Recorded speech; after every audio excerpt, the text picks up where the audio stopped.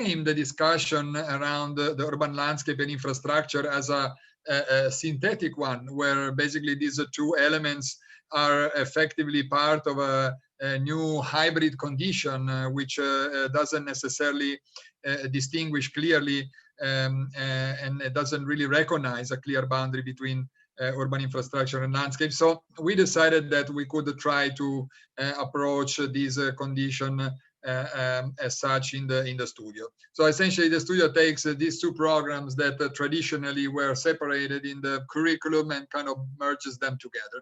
So you will see together today a little bit what happened as a consequence of that. I think that's enough for me. We can move on.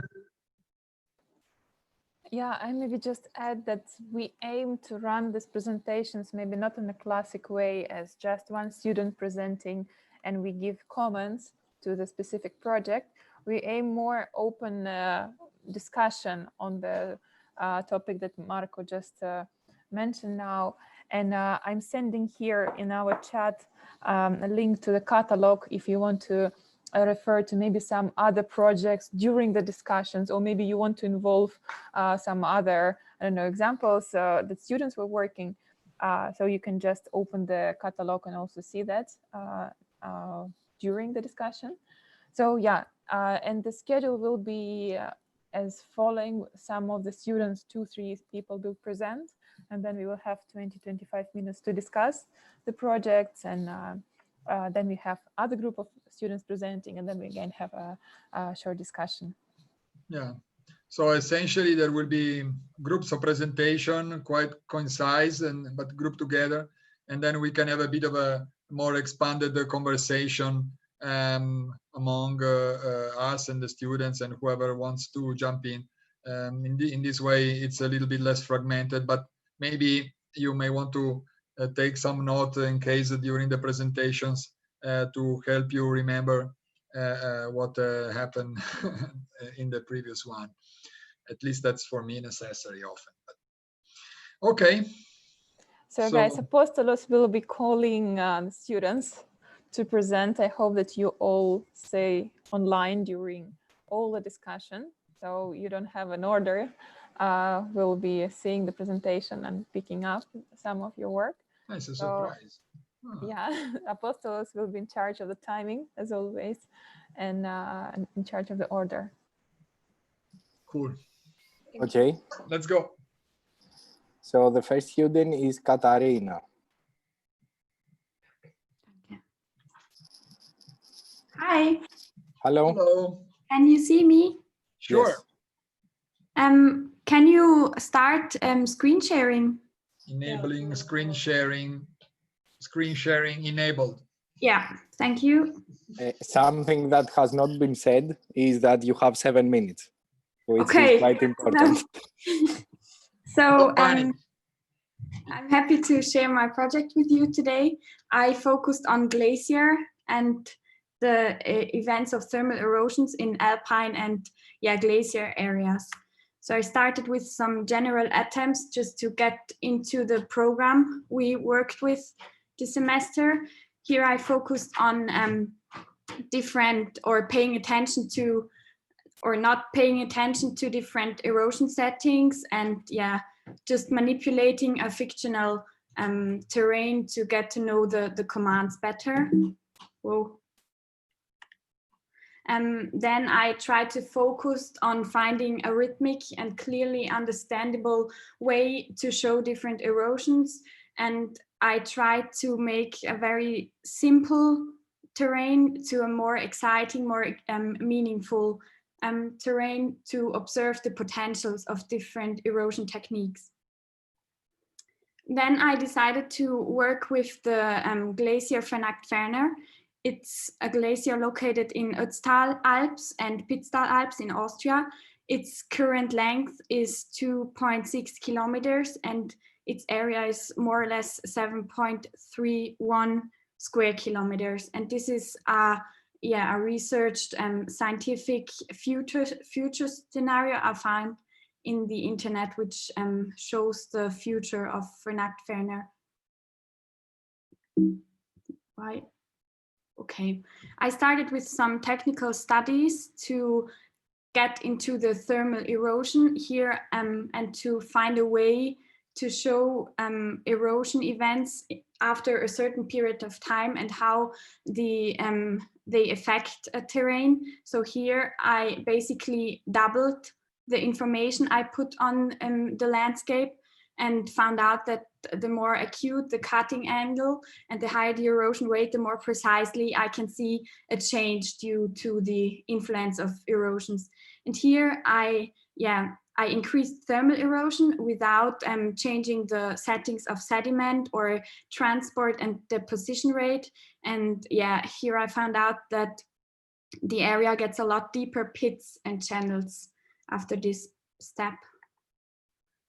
This is the Vernackt-Fehrner on satellite picture.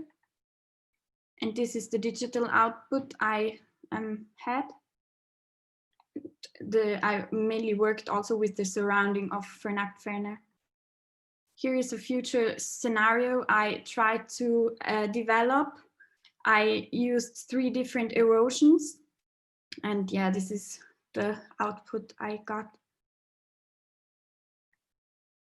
So I started with the first erosion where I focused on a hydraulic erosion to get the actual terrain more detailed, more precise. And I focused, in fact, on erodibility and adding channels to the area. This part is always the glacier. In the second erosion, I did a thermal erosion and focused on forming glacier tanks and transport and sedimentation, which are also important inputs or important effects in glacier areas in terms of geomorphological systems. This is the detail. And in the last erosion, I focused on the water flow, on the flow lines of the water by doing a thermal and a hydraulic erosion, and also on the precipitation. And in the end, I compared the fall lines of my initial terrain with the final terrain. It's an assumption of the current situation with snowfall limit at 2,700 meters. And here the snowfall limit increases to 3,300 meters. So thank you. I hope I'm in time. Perfect. Thank you. Thank you. Next one is Thomas. Hi. Hello.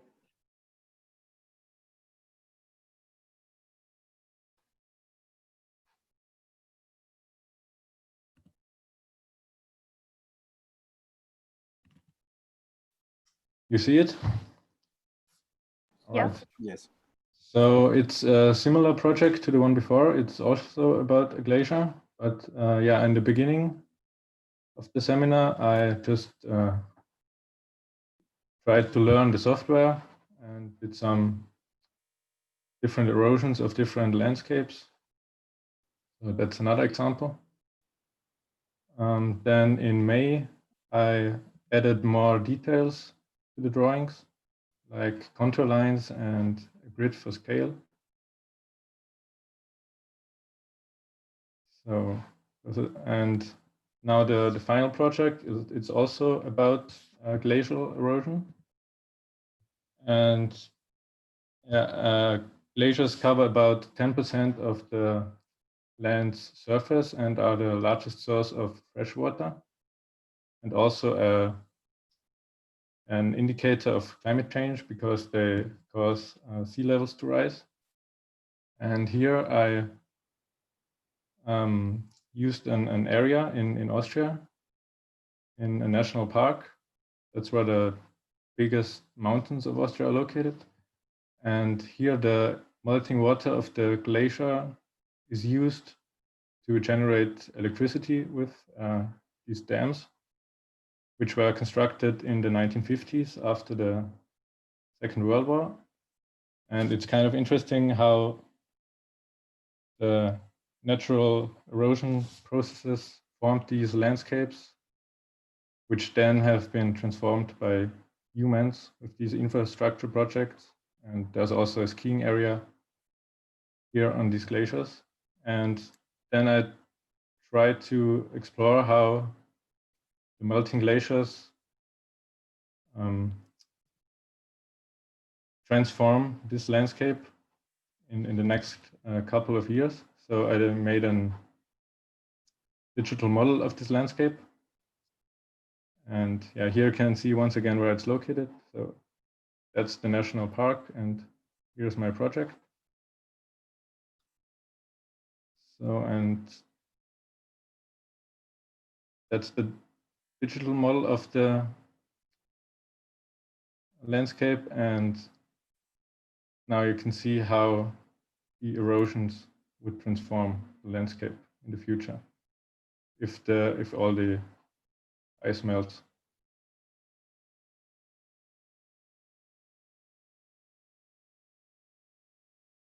So, and yeah, it could look something like that. And I also found out that some scientists say that climate change could cause the glaciers to melt so that the Arctic could be ice-free in 2040. So that was kind of unbelievable to me, and I hope we can prevent that. Yeah, and that's the final image. Thank you. Thank you. Next one and final Thank one you. before we comment is Linda. Hi. Hello.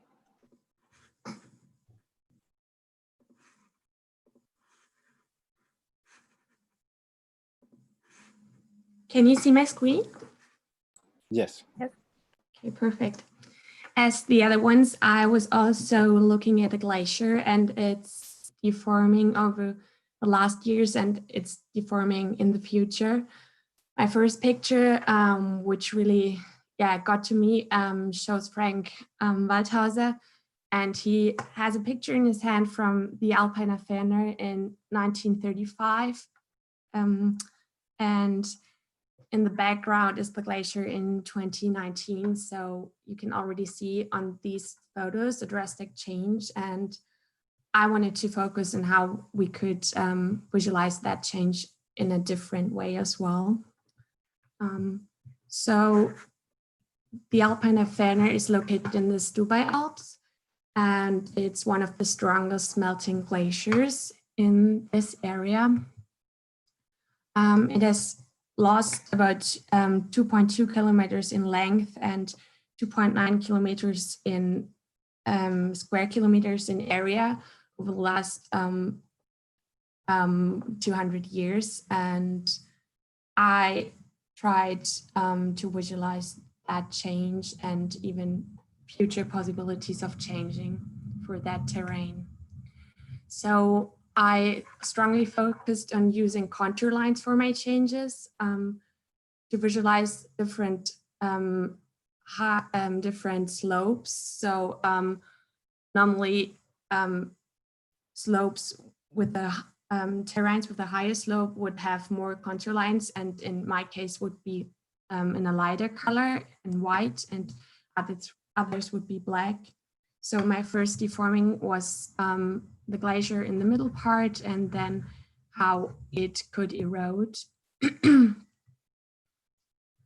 But as I used the whole terrain with the glacier and the mountains around as one and deformed it as one, I noticed it wasn't working as well as I thought, because the glacier just lost its total form and you couldn't really guess the glacier's shape in the end. So my next point was then focusing on separating the glacier terrain from the rock terrain and using a base terrain, which symbolizes the rocks and the alpine region, and then putting the X-traded glacier terrain on top again afterwards. So that X-traded glacier terrain was then put under a hydro and also a thermal erosion but visualized with contour lines in this case.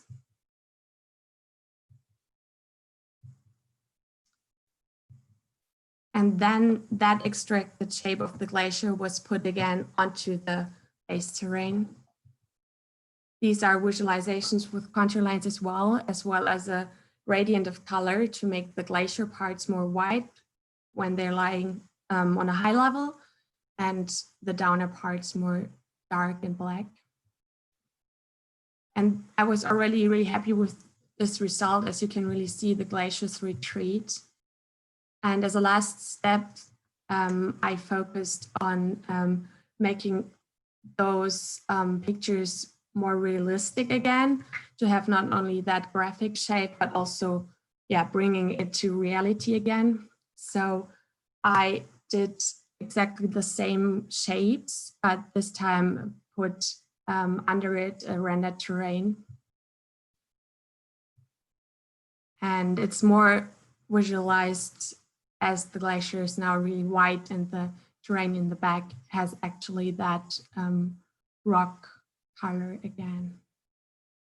So this would be my final image, comparing the satellite picture of the Alpine Ferne right now to my artificial picture, which would then be some kind of might be picture of the future, and how long it's going to be till that picture comes real all depends on how much human effects on global warming.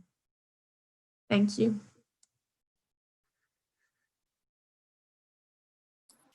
Thank you. Thank you, We can Linda. start the comments.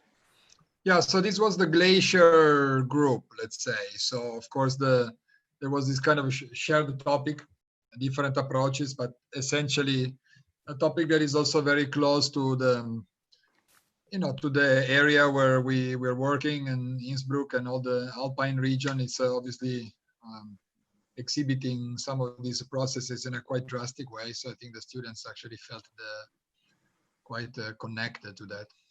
But yeah, if you want to start the comments, we can get going. Yeah, maybe I could start. First of all, guys, Marco, Claudia, Maria, everyone, I think it's an amazing work. It's fantastic to be here and to see the intensity, the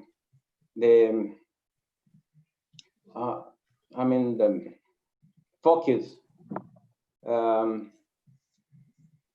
I know you guys, but I mean, it's a pleasure to be here and see the work. It's not easy I know it's not easy to pursue this kind of research, and I appreciate it very much. In terms of more specific comments,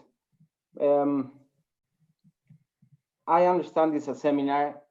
I need to understand a bit more what role the seminar plays within the synthetic landscape lab. Maybe we can discuss that later. The three works we've seen are about erosion, melting. Some of them are speaking very technically about techniques of mapping and predicting through mapping scenarios of future scenarios. Some of them are speaking about the current situation or the current process of melting or erosion in a more nostalgic way. And some of them are more conscious, that are building up a substratum, a virtual substratum in which they could operate later. So don't know, I mean, maybe we could, if you, Claudia, or Marco, or Maria, or the students want to to elaborate a bit on those things. Yeah, thanks, Ivan. I think that maybe it's good to leave the students to jump in. I think you exactly right. Point out exactly the role of this seminar. You know, we were not necessarily under pressure to deliver a project, so it was more really a kind of reflection upon the role, if you want, of digital technologies on one side, of technical simulations, like in this case, erosion, hydraulic thermal erosion algorithm, as well as the actual role of representation, if you want, in kind of making sense, if you want, of these dramatic changes that are occurring, and in particular in that landscape that is obviously very close to the school and to the lab, but at the same time, it's also a manifestation of something that is absolutely global. No? So, and like you say, the response ranges from the nostalgic to the scientific, technological, not just within our group, but I think in general. And for me, the question is really what the role of design, or in this case, even more specifically, of a drawing, of trying to represent and depict these landscapes with new techniques that are available. You know, what can that bring to the conversation? No, and I don't know. Maybe the students may want to intervene as well in this case. Perhaps the last project, Linda, was for me particularly poignant in that sense. I think the images that you have created, Linda, were essentially really a kind of new type of cartography, if you want, that on one side had a certain texture that was you know, pretty close to some of the old hand-painted maps that we've seen, but on the other hand is completely derived by algorithms, right? So, you know, how did you embark in that process? How do you feel about this, the potential of this outcome? No? I think for me it was, in the end, I really liked the contrast between the images produced only by contour lines, which are far more just graphic and abstract, and then the ones that have the rendered background and have that, as you told it, like plan view as a hand painted, because I think it's easier to grab that picture as it almost maybe looks like a photograph, but also makes it look more natural. And that's, I think, what I also liked about presenting the glacier in a more abstract way, that you could actually look at it not as like through a camera, but more in an analyzing way.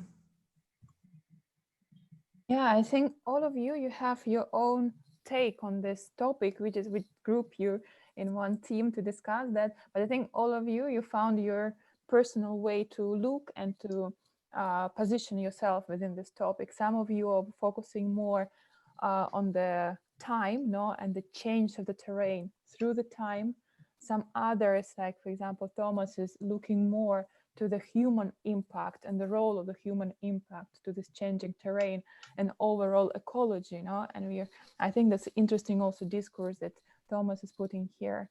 And both Linda and Katharina, I like this analytical way how you're describing the volumes of the glacier. You're starting to analyze that. You're starting to read it numerically, understanding the volumes and projecting different scenarios.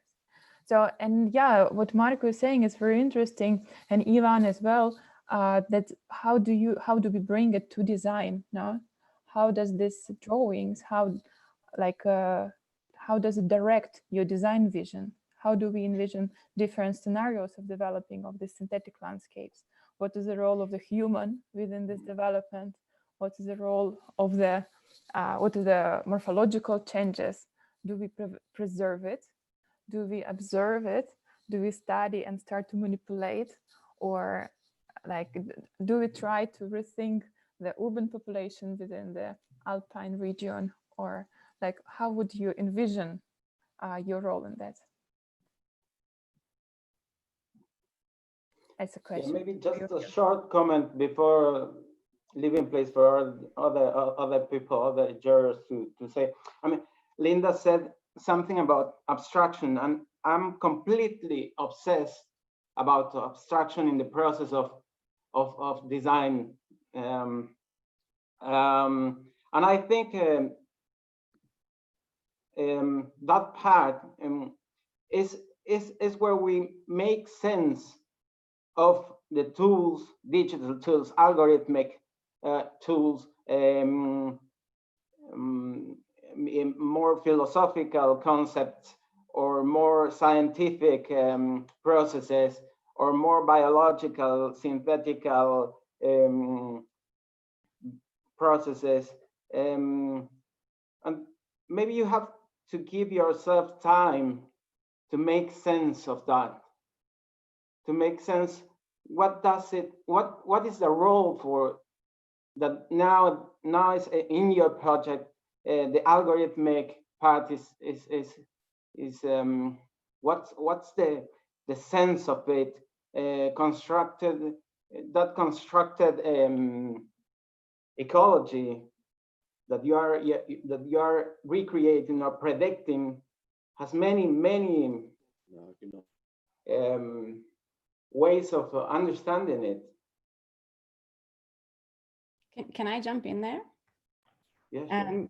So thanks so much, guys, for the presentations. I think the maps are really beautiful. I wouldn't expect any less from the team that's been following you. But they're also very, very interesting, and not just for me in a sense of what can the design iterations that could potentially come out of the conclusions in some way that you have of these maps, but also the kind of conundrum, I guess, that we find ourselves in when we start looking at this territory. And I thought in particular of three conundrums that kind of come up from your work. And the first one was, Tomas gave some data, but it's data that's valid for all of the glaciers. And the first one was that 10% of the Earth's surface is covered in glaciers. And then I was thinking a little bit about other kinds of data. So for example, they say that 7% of the Earth's surface is covered in cities. But then if we think about it, much more of the Earth's surface is in fact urbanized, no? Because it's been touched by man. So how do we consider this territory that has been in some way, or that you project will be liberated from the glacier melting? Is that an urbanized territory? Is that a natural territory? How do we start to define these new, I guess, synthetic landscapes to some extent? And how do we then, of course, begin to interact with these? The other conundrum I thought was very interesting was that, or there are other two. One is that glaciers are the largest source of fresh water, which I didn't know. So we find ourselves in a very difficult position, because obviously water is a natural resource that we as humans need. But it's also something that we have a lot of difficulty having access to a lot of the time. So do we want the glaciers to melt, or do we not want the glaciers to melt? Or how could we potentially, create or generate other kinds of synthetic landscapes that could simulate or produce the same kind of outputs? And then the last and final conundrum I was thinking was a little bit related also to the representation, because the impact of these glaciers that we've seen that melt are much bigger than the glacier in itself, no? So Tomas mentioned sea level rise, but there are of course all sorts of other kind of implications within a much broader scope of the territory. So maybe the last kind of question or difficulty that would be interesting to reflect on is, when we represent the evolution of these glaciers and the impact that the melting of these glaciers has, how do we scale the territory that we need to represent this impact on, So for example, some of you guys had like a map that was a bit of a larger territory and then zoomed in on the glacier. But maybe as we go through time and the glacier starts to melt more and more, maybe what we actually need to do is zoom out and understand, you know, the broader implications of this kind of evolution over time within a much larger territory. So they were like 3 points of reflection. I don't know if you guys have any comments, if you thought about those. And then obviously, of course, as Maria was saying and everyone was saying, then the bigger question is, how do we then translate these inputs or these reflections into kind of like design inputs that can allow us to in some way respond to these conundrums or these contingencies that we learn from the territory or the projection of this territory in the future. But thank you so much. I think I can really For connect me, you. Sorry. No, go ahead.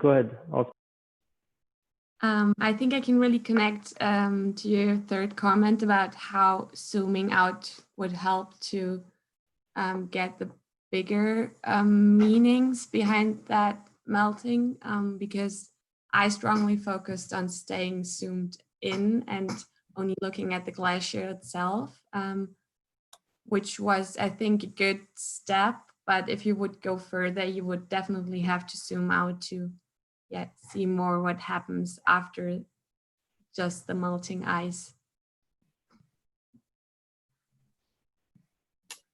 And I guess it's also interesting to reflect on the potential positive benefits of the glaciers melting also, because I mean, from what we can see, it's something that we can't stop. It's something that we could potentially slow down. But when you're looking at the bigger territory, you know, as we were saying, it's a source of fresh water. So how does that change maybe the ecology or the ecosystems that sort of lie further out from the glacier? And how does that actually help those ecosystems be enhanced in some way, you know? So we lose a performance in one part of the territory, but potentially maybe we also gain new performances in other parts of the territory. So how does this bigger system function, I guess? Yeah, it's something that will be nice. Am I muted? No, but Theo wanted to say something. Well, my comment is very short, but I was saying it's something that is really interesting. And I think it also will be nice to see emerging from your drawing. For example, something that we discovered working on the territory is that the soil that gets abandoned by the glacier becomes fertile ground for mycelium that can also collaborate in stabilizing the soil and create new structure, but also new economy and new ecologies. So you have this mapping and this material, almost material, digital material understanding of what's changed, but then which kind of opportunity you can map by enlarging, but even by just staying at that scale, of new type of landscape that can emerge and rebalance the equilibrium that was there before with a new one, with possible new ecological system. And then we will see how the flow will reorganize, like as well the water or else. But I mean, for me, I mean, thanks a lot for the quality of the presentation, the eloquence of the drawings and the findings. I just wanted to say that what's really interesting about this, guys, what's really interesting about the setup of the brief is that, you know, although Marco and Claudia say that there's no project this time, it was an opportunity. I think the questions that are raised by the issue of representation and the techniques that are chosen is very important, because I think depending on those mapping techniques or technologies, there's always a project nested in the mapping. And so, for example, if the algorithm is about let's say visualizing shrinkage, there's the project of salvation and preventing that shrinkage that's embedded in the map. And so so for me, I think although there is an expertise of the studio in algorithmic design, I think maybe an interesting thing to reflect over the summer is to basically hybridize that expertise with AR, for example, or other techniques that are very different that can allow a different type of visualization, and to think of how that would transform the project. There are a few examples of outcomes or futures for the exercises you made. I'll show different examples. One is Pierre Huyghe, who's an artist that worked on Antarctica, and his project's called, he worked with François Roche also on a project called Terra Incognita. So of course there was this idea of the collapse, but also this ambiguous idea of the discovery of a new type of land. So it wasn't like we're architects, we can save the world, but it was a more compromised vision that included failure and the collapse, but also a new discovery. A little bit in the work of Lebbeus Woods, I would say. And then other ideas, like for example what Mathilde was talking about, and that I think is part of the let's say the initial intention to kind of blend let's say infrastructure and landscape, which is what happens, what are the consequences of the dam or containing that water downstream. So designing for consequences rather than, so these are very interesting premises that you've put forward, because they can allow a couple of projects to emerge from there, depending on how much you're able to how many interferences you're ready to acknowledge. Like the dam, for example, in the case of the LICE project, I think was parasiting your image. You didn't just cartography the glacier, but also there was this idea that the dam could interfere with that, right? And but also the kind of land art spirit of documenting a collapsing work of art, which is in the case, I mean, the glacier naturally created. But there's so many practices that can emerge from there, depending on how you tune your mapping technique or your visualization. And it's never completely objective or neutral.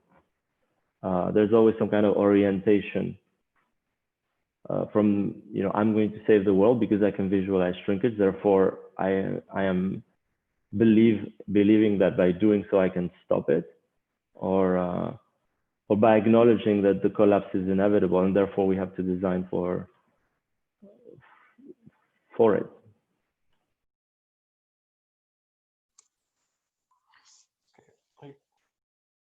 Can I add something as well? Well, thank you very much. I would not pick up some of the things already said that I agreed on what the colleague Theo, Mathilde, and Ivan already said. But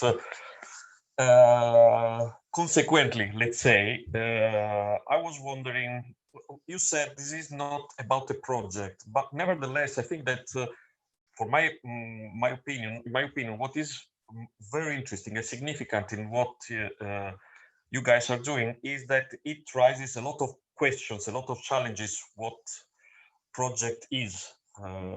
Because if it's not about a project, this for sure, and this is raising a series of questions, like why projects are not able to respond to this extreme condition that you are describing. So in a way, what I'm trying to say is that what you have showed us, I mean, Linda, Thomas, and Katrina, you have shown us, for my perspective, maybe I'm a little bit extreme, you have shown us that as architects, as planners, and landscape architect, we have totally failed. So this is a new possibility to see, perceive the landscape in a completely different way. So I will be very curious to know what is your opinion, what are your reflections after this exploration that you have done. I try to be more specific about what I mean. Erosion, melting, you are highlighting very slow process that have enormous impact in the environment from an ecological perspective. So, and it seems that these processes are totally absent from the conventional approach to architecture. So let's say that what I learned from what you are doing is that perception has to change in a way if we want to make architecture design, landscape design be significant. If we want this, of course, we can also decide that we are sort of interior designer of the planet, so we do things that have no relationship with the or with the consequences on the environment. But if we consider that our work needs to have an impact, so for me it's very important to highlight these 3-4 conditions that seems to emerge from your analysis. And I would like to know if you have other conditions or you have different reflection on this. So the first one is the relationship between slowness and speed of the phenomena. That again, it seems so relevant watching your exploration. This is totally absent in conventional, let's say, autonomic approach to architecture. The second is the perception of the environment, of the habitat from a satellite perspective, an elaboration of this perspective from an algorithm. So the concept of traditional scales is completely, also in this case, challenged, and probably from my perspective in the right way. So the conventional idea of scales in architecture is somehow failing today. They are not able to provide us information that we can use in design, while we need to refer to a completely different set of information inputs. Satellite algorithm elaboration of these two, they provide us a new perception, probably even making visible the invisible, like the slowness of the phenomena become visible for the first time. We don't perceive them, they don't exist until now. And we know as much in the past. If we take the example of Renaissance, the different perception, or before this in the classical area. So a different perception make a completely different approach to the environment. The third point is the transdisciplinary of the approach. What you have done, it reminds me a lot, let's say the first time that we realized that we had the problem with climate change.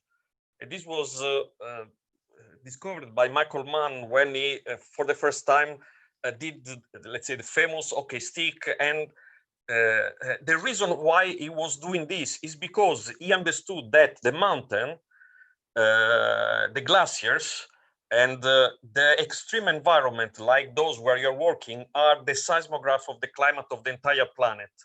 And I'm very attracted by this definition, because I'm also working on the, as probably Claudia and Marco knows, on the Dolomite on the other side.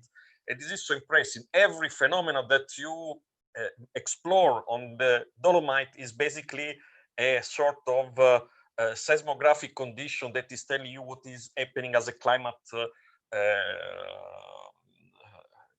context in a wider scale. So transdisciplinary means that you have analyzed, again, also in this case, it's so interesting for me what you have done, because it seems that the first idea is that this is not about architecture, because you're analyzing glaciers, landscape, etc. And then all of a sudden the question is how architecture will be enriched and how this will bring us hopefully to a better place in terms of design if we consider these elements as you are doing. I mean, I know that you are doing so, I don't have to tell you, but I'm trying to discuss this from a communication perspective to inform architecture through transdisciplinary approach, knowing exactly what you said, that everything we put in this planet as a consequence of the glaciers, and the consequence of the glaciers is not detached from the house that we do in the Midwest in the USA. It's strongly related. So, I mean, these three reflections for me are emerging from what you've done, and also I find this very, how can I say, enriching and stimulating. So, but these are my personal reflections. So I will be curious to know from the students what they see as the next step of this reflection. So what they see in what they have done in this exploration, something that we can bring to, let's say, the conventional world of architecture and challenge this world of architecture in a more ecologic way, if it makes sense.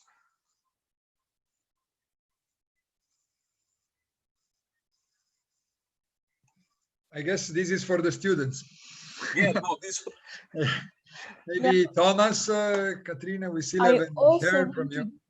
Sorry for interrupting. I also want to invite to this conversation other students who are working in similar topics, because yeah.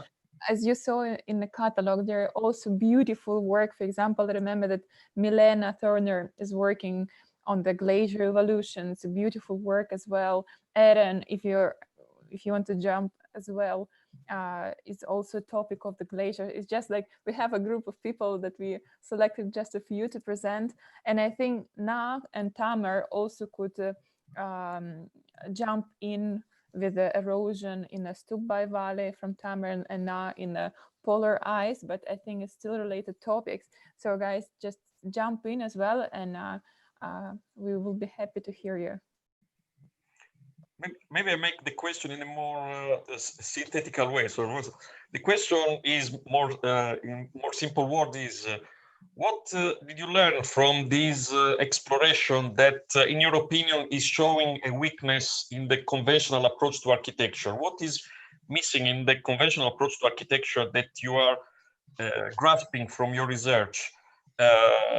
Is there anything that make you reflecting on the fact that there is a need of a radical change, or maybe not? I mean, this is just what are you going to take with you in, let's say, in practice from this exploration? I think it's a pretty clear question to me. Come on, guys, don't be shy. Maybe what I found interesting, I read about, or glaciers act as, or they save the water which comes to our valleys, and in Austria, or also in the parts we focused on, there is yet enough water, but in other parts of the world, like maybe in the eastern parts, there are already missing or is not that much water. And how can we maybe use the glacier water there, or how can we bring water which is here enough to areas which are maybe poor in this yeah, how can I say that was very interesting to me, because there are already some projects which work with bringing glacier water to Arabic parts and also Asian parts. So that's something which finds me interesting. How can we use glacier water also in other parts of the world? How can we help them? Yeah, maybe that was interesting to me. It's not that it hasn't that much in common with my project, but I read about it and that was quite interesting.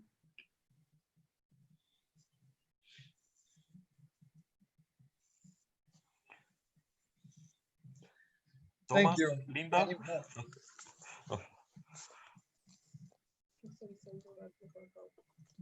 You can continue, Alex. Well, I was also wondering, Thomas, and understand what Katrina said. It's very interesting, the importance of water in this process. On the other hand, I will be also interested in what Ivan was talking about, abstraction. So it's very interesting, the fact that you can use immediately something that you learn. But I would say that here you can find also something that goes also in another level regarding the workflow of design, the perception. That could be an interesting part of the discussion. I don't know if Linda and Thomas have any opinion about this perspective. So what I'm trying to say is that, yes, as Katrina said, in the specific environment, of course, we understand how important is the ecology, in the ecological local system, the use of water and so on. Nevertheless, it seems to me that there is a level of importance in what you have done that goes even beyond the context, which is about the workflow of architecture, about the fact that maybe we are still, I tell this very, very straight, we are still thinking of architecture using central perspective and I don't know, lines, but here what you have shown us is that probably, I think Matilde was mentioning about the expanding the perspective of what you are doing, which allow us to have a more closer contact with the ecological system in a wider scale. So I was wondering if Linda and Thomas have an opinion in this. Yeah, I think Linda, go for it, because I think it will be very interesting to hear the opinion of the student of this, because of course we discussed that this is a seminar for bachelor student, but it's part of a larger curriculum that we imagine. And in a way, what I found fascinating of Innsbruck University is that the curriculum is radically different from the one I was used to in Anglo-Saxon term, and is very subdivided in seminar, theory, design courses. But the idea that we try to put together is really to combine, you know, abstraction with theory and design courses, so that new type of language can emerge. But it will be really interesting to see how this is, well, this was the plan, now I revealed part of it. And so it will be interesting to see what the perspective of the student is on this. So Linda, please. For me, it was really interesting that I think at first we were really jumping into a small topic and then zooming into that landscape. And at first sight, it maybe doesn't have to do that much with architecture anymore. And I think I figured that it needs, for me personally, I need to zoom in first and trying to understand what really happens, to then be able to connect it to other things happening, to connect it to the humans and the statical landscape around, and how important it is to focus on smaller or more specific topics that might not be architecture as general, but then after looking at them closely, then reconnecting them to architecture.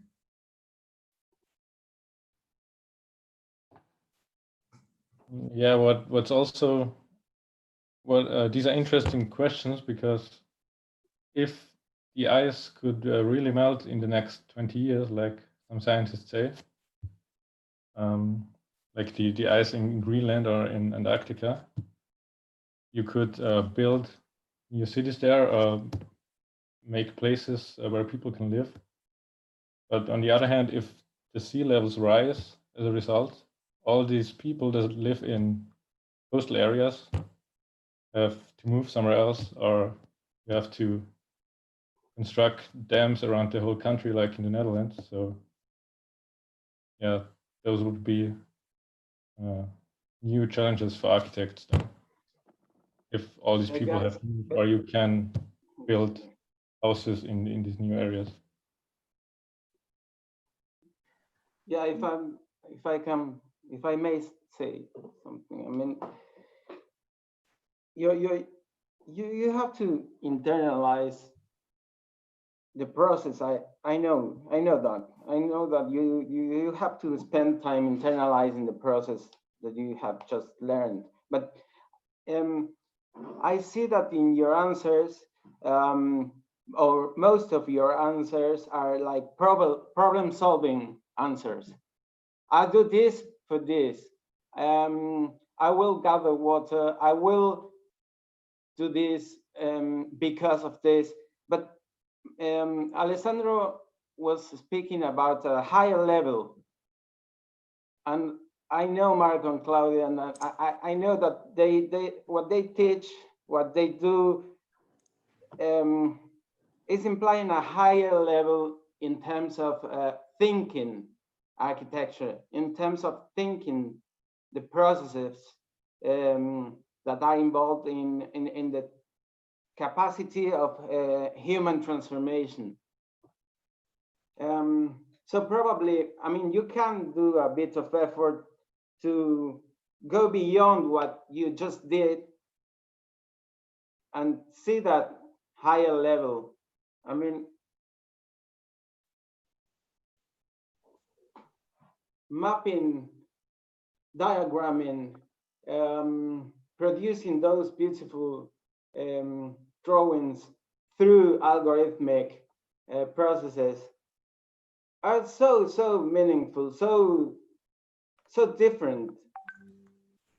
Alessandro also spoke about the workflow. I mean,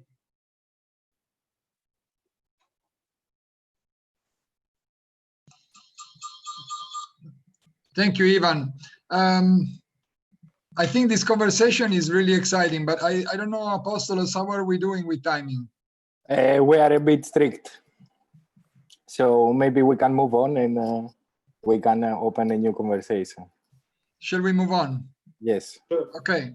Okay. So thank you for this first round. I think it was really inspiring. And I mean, some of this topic, I'm sure they will come back in the next round as well, because of course they are pretty critical to the whole seminar as such. And even if we have been touching different themes, there is a kind of underlining quest, as you said, for trying to expand the scope, I suppose, of the profession. I mean, both practically as well as intellectually, I think.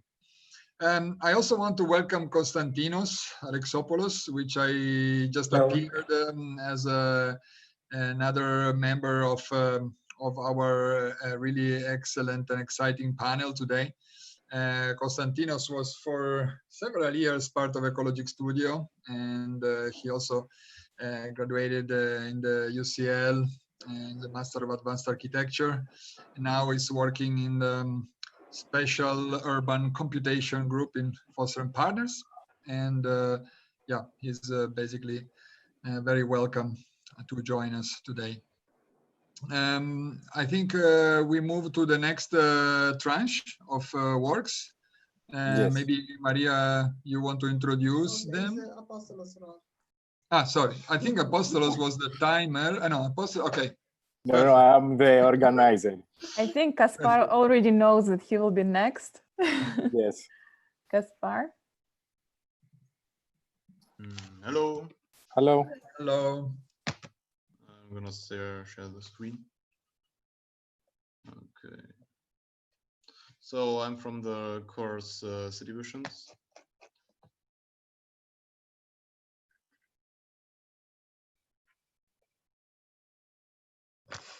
Okay, now we have it in full screen. I'm working with public transport in relation to houses and density in Innsbruck. For the first steps I compare two cities. They are comparable about the area and the people living there. And I looked about the density. So Innsbruck has around 130,000 people living there. Regensburg 152,000, and the density in Regensburg is a little bit higher with 1,891 people per square kilometer, in relation to Innsbruck, which has 1,260 people per kilometer.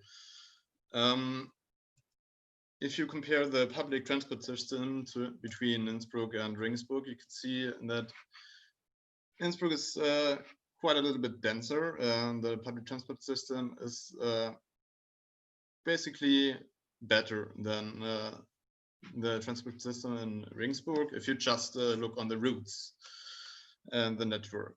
So after comparing these two, I was changing a little bit the way I worked, and I focused mainly on Innsbruck because I'm living here and I can compare also the experience made with the information I get out of the work I did in theoretical. So the next thing I analyzed is the number of buildings which are reachable in a radius around a public transport station with a walking way in 600 meters. So as you can see here, the density around the old town and the buildings which are reachable there are pretty used, and especially in the middle of the town, the public transport systems are very much used. And as you can see here on the periphery, of course, the public transport has to reach it, but it's not that dense used than in the old town, of course. After that, I used the proximity network, which helped me to visualize where are the holes, the missing points of public transport in Innsbruck. And here I highlighted it. So it helps me to visualize, okay, we have here in Wilpen a very low spot where it may be suggestible to add a public transport system. And also here, or here in Prado, there are several points where problem areas are. After that, I lighted out the very much central points of the public transport system where most of the public transport traffic is going through. As you can see here, Sill Park, over here, Grasmeierstraße, Fürstenweg, Marktplatz Terminal, and the Central Station. So for my upcoming analysis, I made the Central Station as a central point, loaded in all the road network I've got, and tried to generate a new suggestible public transport system with the shortest way to the central station in relation to the buildings that are in Innsbruck. And as you can see, if you compare these two sites, the public transport system existing in Innsbruck already is following pretty much the generated road network with the suggested new public transport system. As you can see here, the main line going out to the Technic faculty, going through to the central station here and here. And also this one is pretty much the same. I think one can improve the public transport system in direction of the Ingenieur Etzel Street. But yeah, I think it's mainly, you can see the point of it. And this was basically the end of the presentation. Thank you. Thank you. Thank you very much. Thank you. There is a little bit of a change of plans. So next one is Julian. Hi there. Hello. Hi.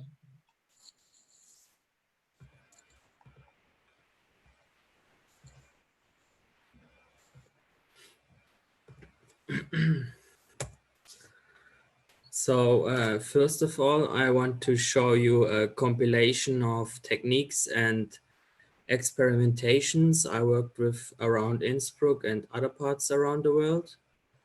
And the techniques deal with the question how to get information of cities and landscapes with the help of computational design tools. And afterwards, I developed a narrative story about the area around Innsbruck, which based on those experiments and deals with biodiversity and those workflows. And I will show the narrative story at the end. And first of all, the techniques.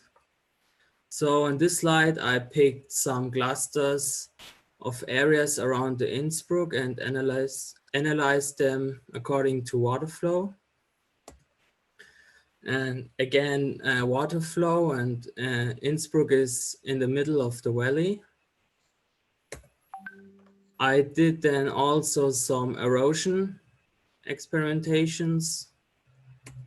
And this is an example of an erosion as an output. And then I analyzed this output according to slope angle and land elevation. Again, a slope angle analysis. And the black areas are flat and the white areas are steep. And then I was also interested in the surface patterns of different areas. I will start with this study area. It's one of the biggest mountains around Innsbruck. And I used satellite images in order to process point clouds, textured point clouds. And I got those surface patterns as a result in different scales.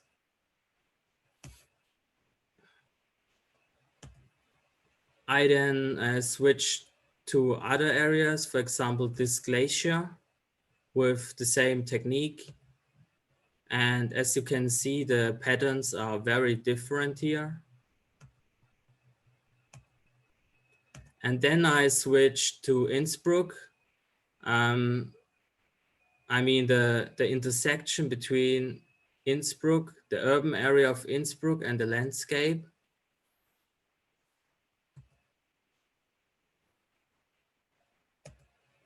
And then I analyzed the industry areas as an intersection with the landscape.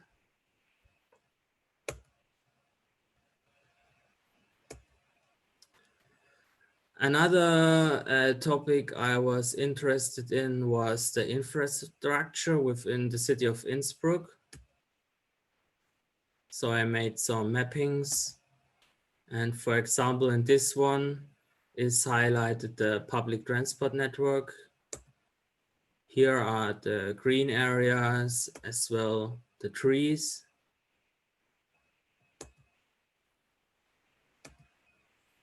And on this slide, you can see some, let's say, some characteristics of the city of Innsbruck.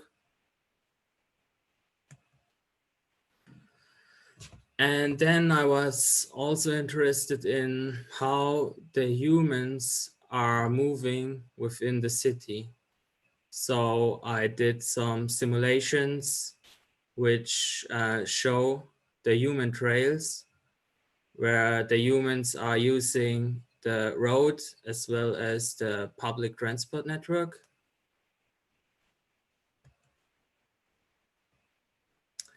And then I jumped from those very small scales into very large scales. And I used NASA data sets. On this slide, you can see, for example, Salt Lake City, or Alaska, or Miami, the Everglades. And then that's my, let's say, most important chapter. I developed a computational design apparatus as an abstraction. And this design apparatus uses some of those data I generated before in order to generate those digital paintings. And as you can see on the top left, I use the satellite image of Miami in order to inform my computational design apparatus.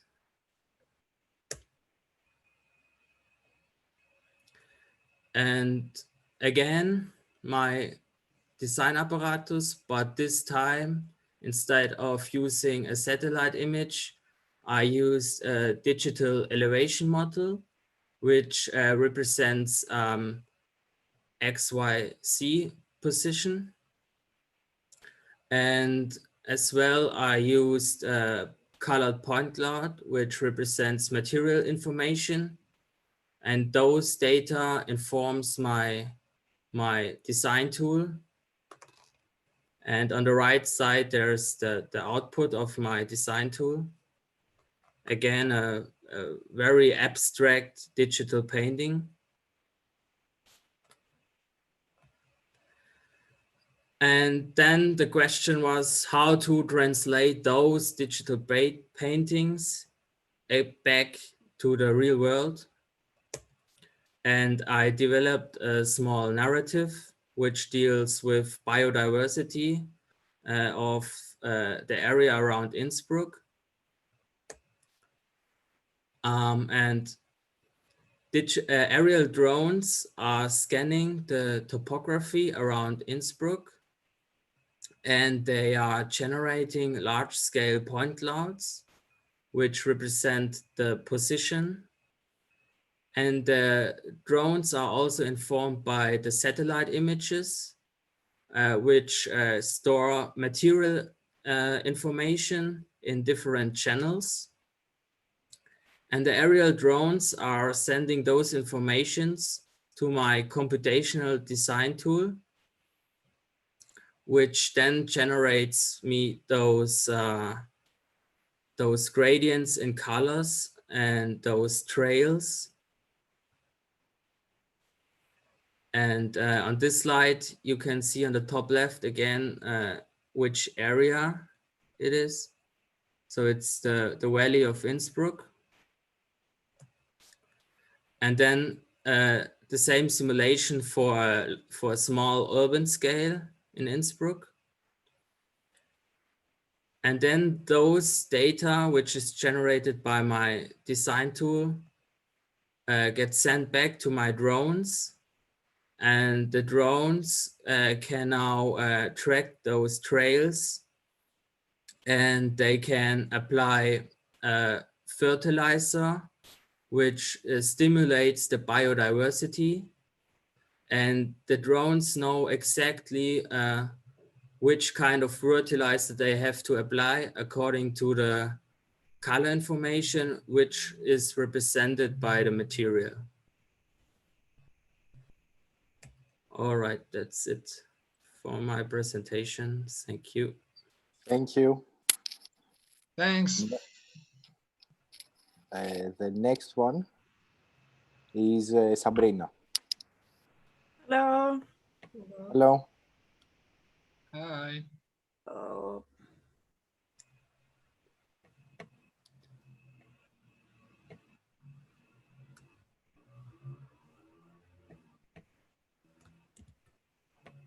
Okay, so I'm gonna present you first what I did over the semester and then my final work, which is on desertification in Spain. In the beginning, I was just getting used to the Houdini erosion tool and figuring out ways to display, in this case, it's a contour lines with different color gradient for different heights. And it shows pretty good the steepness of the canyons that you can see here. But it was still a fictional landscape. And then in the next steps, I moved on to applying the erosion to a real landscape, which is here, the Po Valley in Italy. I was working on applying erosions that you can find in Utah in America to northern Italy, because they have like the same topological premises. And I was wondering what northern Italy could look like if the same erosion would happen there. And then for midterm, I just shifted my visualization tool and was not that happy with it.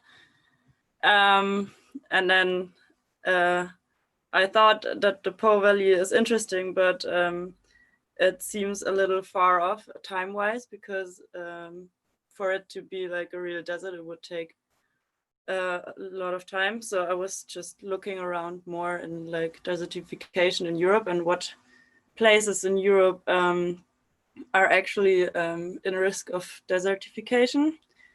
And I came on to Spain. And so just really quick, what is desertification? It's land degradation, which means like the earth loses its positive properties that we normally use for agriculture and stuff. and it can happen like on the whole world except Antarctica right now. And it's very often it happens because of climate change and human activities, which is most of the time agriculture. Yeah, so the way the desertification would happen in like an agricultural heavily used areas, that the agriculture takes away the groundwater and the plant cover dries out, so all the plants die, and therefore the soil gets unstable because the roots don't stabilize it anymore, and it starts eroding, and it just leaves behind the harder layers of earth or rock, and then sediments start going down into like flatland areas and leave behind rocky mountaintops. And then if the ground dries out and water runs through it, all the nutrients get washed out and the soil starts to saltificate. So yeah, in Spain, 80% of the water use goes into agriculture. And here I was looking at Almeria, it's in Andalusia. It's an area that's just full of greenhouses, as you can see, and right next to it are the mountains. So I tried to simulate what if the scenario of desertification due to agricultural use would happen, what it could look like. So I tried different erosions that I will show you now. Here you can see my settings. It's you could say that the first erosions that I did were more focusing on thermal erosion, so more like the soil eroding. And the second one was also including hydro erosion, so streams of water running through the landscape after the soil is dried out and washing out nutrients. So yeah, this is like the input topography that I had. It's the mountain areas and the flatlands, and like the intersection between these. Here you can see that there's recess areas forming like little ponds of sediments. And in the flatlands, there's already cracks forming that happen due to the washing out of nutrients. Then I ran another erosion on top of it to even exaggerate it a little more, and you can really see the contrast of the sediments in the flat areas and the mountaintops that that only consist of rock or hard soil. And also the sediments start getting into the farmland area. The next erosion that I did, here you can also see already the sediments in the recess areas, and also how the streams of the hydro erosion go through the mountains and shape these, and also how they go into the flatlands and start forming crusts. And then on top of it, another erosion that even shows the rockification of the mountaintops, because like all the eroded soil is gone, and how sharp the mountaintops will get. And also in the recess areas, it's not only the sediments, but also the streams that cut through it.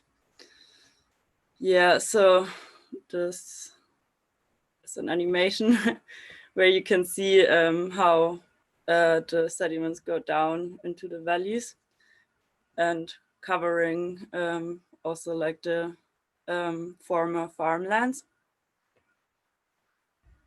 And I also made details of a few areas. In this case, it's the northwestern part of my area.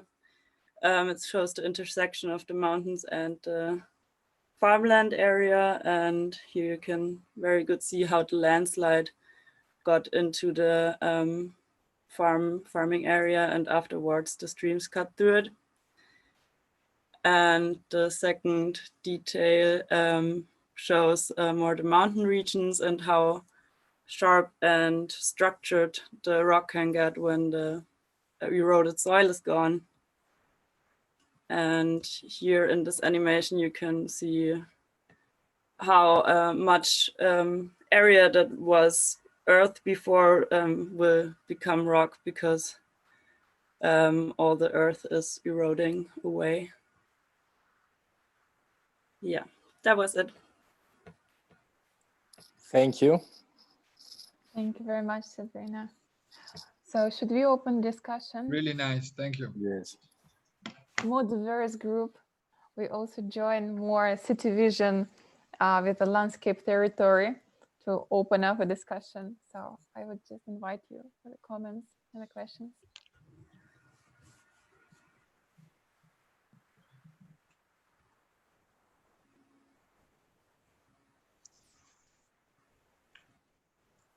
More than a comment, if I can jump in, more than a comment, was very congratulations, student, because I think were particularly effective, convincing.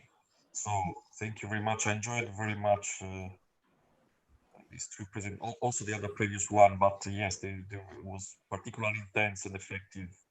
I enjoyed the couple of image from Julian. Thank you very much. It was really deep and profound. Also, what Sabrina and last student, sorry. Yeah, Sabrina was last student. Yeah. More a banal question, just to understand. So, did you use, if I understood correctly, did you use erosion for Houdini, if I understood? Yeah, it was Houdini. Houdini, okay. Yeah. So the last tool for erosion. Yeah, everything was done with Houdini. Yeah, okay. That's just to know. Yeah. Thank you very much. Welcome. I can go next if you'd like. Thank you so much, everyone. I thought the three presentations were really interesting.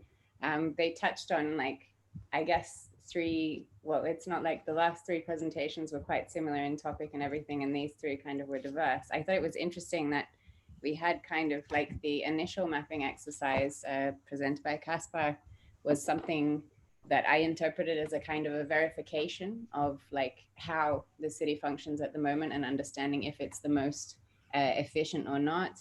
And then we had Julian who did a really elaborate process of mapping to then understand how the outputs of this mapping exercise could become a design tool or the input to a design tool. And then we had Sabrina, who I think was sort of more focusing on like understanding the implications of a process that's already to some extent in act on the future of this territory. So I think we kind of had a full circle of what the possibilities are of these kind of tools when looking at territorial scales. So I think that's really interesting. Maybe so it might be interesting for the students also to look at how the other two students sort of worked with their maps and reflect on what their exercise would have translated into if they had have taken one of the other two approaches. And I was thinking in the case of Sabrina, well, I'm living in Spain, so it touches close to home.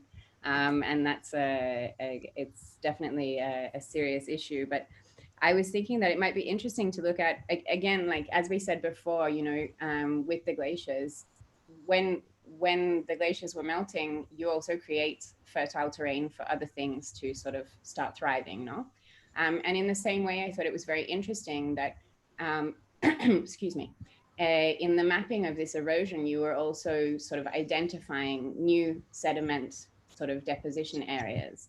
And maybe again, there is like this paradox or this possibility to reflect on the way in which we cultivate the territory. So we've gone from hunters and gatherers to sort of sedentary agricultural processes. But maybe if we informed our agricultural processes or our productive processes on a larger scale by means of this kind of like territorial mapping, how would that change the way in which we produce the food that we consume? Or the way in which we inhabit the territory. So do we become sort of like semi-nomadic following this kind of erosion pattern to sort of get towards the areas, these we call them like sediment pools or sediment puddles or something like that. So do we kind of like move around the territory, and how then does that influence the way in which we inhabit the territory? And for Julian, I really enjoyed, aside from the fact that I think you dealt with like a huge amount of complexity of information within your mapping process.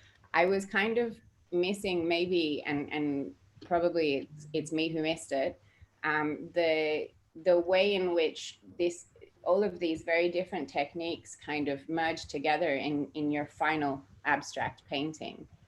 So what are the elements that I gain from each of these techniques that then inform this abstract painting? But I greatly appreciate your narration. And again, maybe it's interesting to look at how this kind of like this concept of sort of fertilizing these different areas would then change the way in which we inhabit or relate to this territory. No? And the territory that you're working with is a very urban territory. So how does the ecology to some extent take over?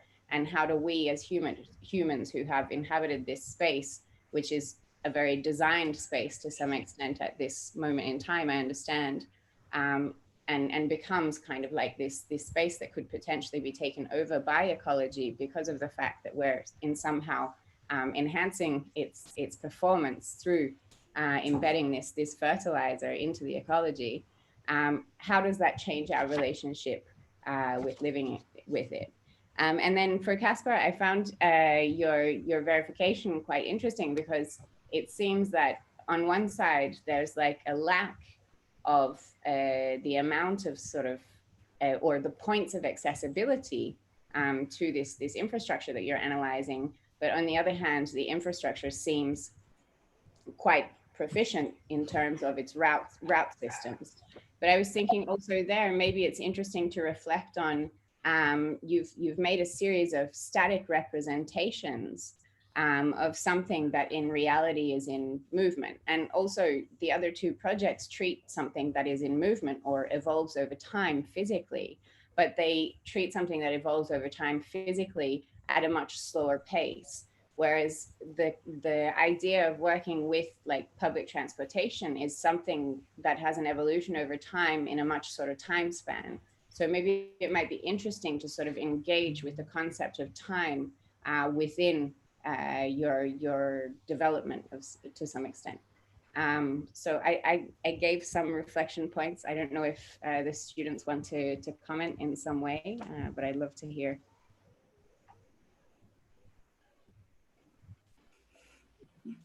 I think it's a really cool idea that you had with thinking about how you could react to the erosion, because I was just only like focusing on this everything will go bad or will be like post-apocalyptic and humankind will do nothing, but humankind will always do something, I think. So it's a really cool idea. Yeah, humans and territory that we live in are resilient to some extent, no? So we all adapt, but it's interesting to understand like the more layers or the more quantity or the more let's say resolution of information that we have on the territory, how can we begin to use that to then inform our reaction to that territory, no? Yeah. So I think it's the post-apocalyptic scenario, I think it's been heard already. I think now, like also as designers in some way, we always engage actively in the spaces. So what can, and every problem is also a hidden potential to some extent. So what can we learn or engage, learn from what we've understood of the territory, particularly considering the quantity of information that we've been able to gather, and use that then to sort of inform our response to some extent, I think. Yeah. In my case, I just used satellite images and point clouds for my design tool as an input. But the idea is to have a design tool which gets informed by a lot of more data. Yeah, but I think that's yeah. really interesting also, because if your narrative is this idea of being able to deposit fertilizer, you had all the mapping of the water flow, the erosion. These are all things that then closely interrelate with like the potential of ecological growth to some extent, no? So how can you could also potentially simulate how by depositing this fertilizer, the landscape in itself, the space that you work in actually modifies. And at some points it could grow more. And then also this ecology could then counteract to some extent this erosion that you've been mapping up until now. So you could also deposit more fertilizer to counteract potentially erosion by enhancing the growth of vegetation, for example. So you can really have like a back and forth discussion between these elements and your mapping system and how they can influence one another, you know? Yeah, and I found it also very interesting to have real-time data, because then we have a dynamical landscape which can respond super quickly to yeah. Yeah, I mean, although for me I like the fact that the presentations are different and they have different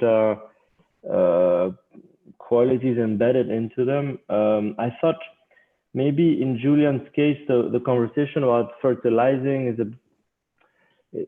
let's say I commend the intention of developing a narrative, but at the same time, it's so underdeveloped that, you know, we would ask who is fertilizing, who gets fertilized first, and why. I mean, there's so many loose ends. Whereas there's something in the work that is extremely intense and productive. The way it's framed is very process driven and pushing the limits of technique in a very, very intense manner. And you're in some kind of, you start by a very exploratory phase and you're mixing techniques of geotagging and photogrammetry and other techniques.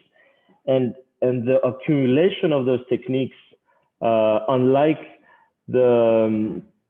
I think the accumulation of techniques doesn't produce necessary clarity or better connection or understanding with the inputs, but it starts to scramble scales. It starts to produce abstraction. I think while you're working, the interest shifts away from territory to abstract painting, and I think it was clearly discussed by you. But I think that there's something emerging from that work and how productive you are that needs a different, let's say, a more foreground conversation. At the moment, it's always presented as consequential and very deterministic, but I think there's qualities in the work that require a better framing and that are not so deterministic actually. And in the case of Casper, I thought the conclusions, let's say, of the studies are a bit unsubstantiated, in the sense that the presentation is quite hermetic, and it's very difficult to understand on what basis this is more efficient than the existing, and also understanding that reinforcing. I mean, I think the proposed condition from my side of the screen looked like there's a more hierarchical production of infrastructure. Like, not everything is equal, but there's certain axes that are reinforced, and what that hierarchy produces in terms of socioeconomical conditions and things like that, and political conditions, needs to be questioned. So when you say it's more efficient, for who, for what, and I mean, these are, what I'm saying is it's not a problem at this stage, but I think, you know, if you don't question the consequences, then maybe there could be some problems. Sabrina, I thought was quite interesting in the sense that it's there's an as it was. I mean, I think you answered very rightly, but I think let's say the development of the technique and then designing for its consequences, and that iterative design is quite interesting. I don't know if the territory of Almeria is the best place and the best brief for you, but I think framing your project as a design method rather than a scrutiny of a territory, I think is very, very well executed and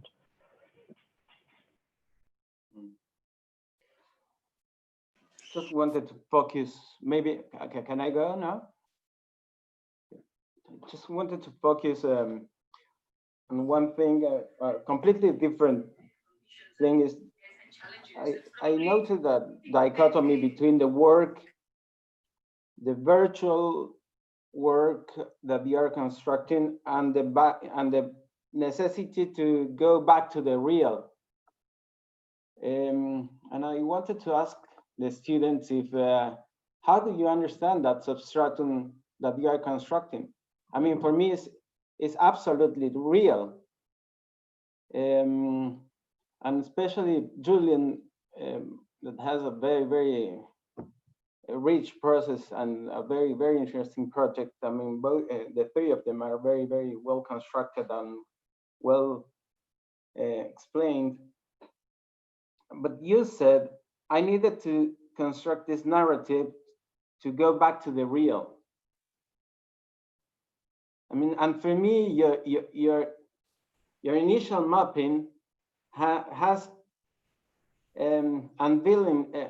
unveiled so many latent processes that are absolutely real.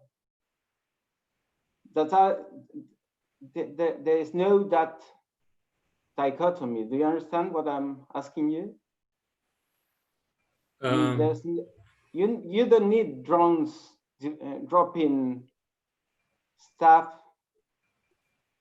or probably yes to. I completely agree with Ivan on that, and especially looks a little bit paradoxical that you develop the first part of the mapping, which is already not less real than the second one, and then you introduce the narrative, and the drawing that you propose later are alike of the one that we have before. So we are completely in digital world in both cases with very similar techniques, but apparently one is real and the other is not. And this is quite paradoxical, right? So it's a definition of real that I think need to be reconstructed.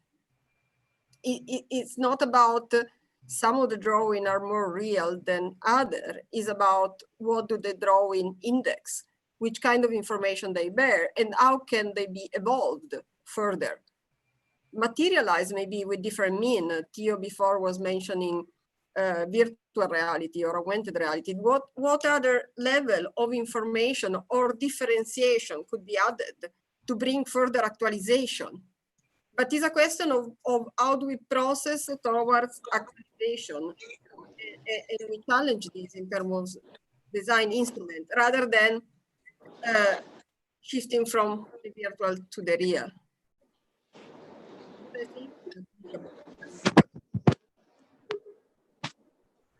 Yeah, I got your point.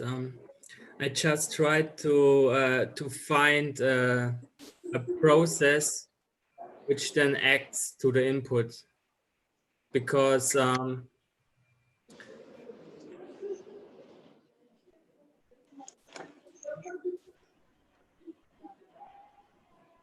maybe Julian, you could try to systematize a bit, because everything was very rich and really impressive. I think they were beautiful and of high aesthetic values.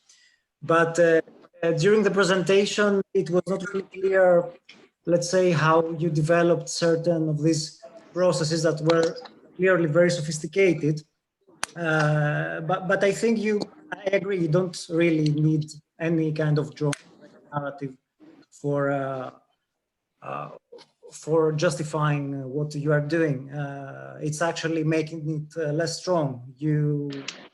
It's nice that you present it as an artwork, maybe, and you should insist on it.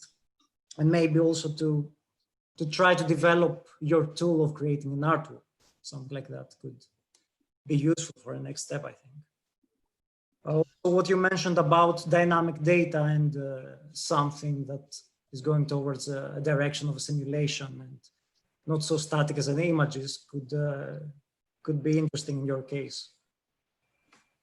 I think my understanding of this narrative was really a way of trying to kind of frame what we could call a sort of workflow. Like you said, that there was a kind of overwhelming level of experimentation, which in a way had a certain logic behind, if you want, in the various channels of inputs of information that were coming from sources that were different, but somehow he was kind of orchestrating them and then testing them on different territories. So Innsbruck was somehow the kind of home base, if you want, and then he sort of picked up several other territories around the world to kind of simply test his own workflow. And I think what he was mentioning, getting back to a real narrative, I think it was pretty much just saying, okay, let's go back into the context of Innsbruck and see how this could work. Maybe a more interesting or perhaps more mature way of putting this would be, rather than imagining a kind of a oversimplified narrative, would be to just create a very nice and clear diagram that illustrates the workflow. Essentially, what are the input, the processing engine, the logical connections, and the outputs of this sort of mega apparatus that you have created. And then, by doing that, you may also realize that some of these connections are perhaps redundant, or in other cases, you may find this redundancy and the kind of internal feedback loops that this generates actually the whole point of your story. And the way I understand your narrative is that, to try to say, but perhaps there could be feedback loop happening within this apparatus, whereby where the information that enters on one layer actually modifies another layer, which in turns alters the input, right? And I think that's the way I read your narrative, not necessarily as a kind of a actualized proposal, but rather as a sort of way to try to imagine this kind of a feedback loop. Marco, yes. No, Marco, yes. I mean, it's not that I don't appreciate the effort to make a narrative and to probably territorialize that the way all the experimentation that it's been done before. But probably instead of understanding that narrative as a narrative, it could be understood as a theorem. Probably very, very, very, very related to what Koolhaas did with bigness, no? A series of affirmative chain of reasoning that in itself are not true, not definitive truth, but it constructs a series of reasoning that evolves into this theorem. I'm sorry to jump in, but we will have to move on. So I think Apostolos has spoken. So maybe we also have a little bit of a change of guard in our guests. So we have to. Yes, I have to go. Yeah. So we said goodbye already to Matilde. And now we say goodbye to Theo, right? Theo. Thank you very much. Bye. Alessandro and Ivan, you're also leaving, or you stay a little bit longer? Well, I could stay for half an hour more. I mean, no, I mean you don't have to, but you're welcome if you can. So no, yeah, maybe I have to go now. Thanks, guys, very much. It was really great to see you again, and thanks for the. Thank you very much. Comments and for your time. Yeah, congratulations to students. Great job. I enjoyed very much. I have to go, Claudia, because probably you've seen I have been assaulted by children. Thank you very much for great discussion. Bye to you all. It's a pleasure also to meet you. Again, Konstantinos. Thank you, Maria and Apostolos. Thank you very much. Thank you. Bye-bye. So do not despair, because in the meantime, of course, we have been joined by another set of highly regarded guests. And I can see Federico Parolotto, which I think some of you already know because he was a guest lecturer in our series, and he presented some of the great work he's doing with MIC, Mobility in Chain, which is a consultancy that operates, I think, the boundaries between urban design and transport engineering, and very much focused on sustainable mobility and the human dimension, I would say, of transportation.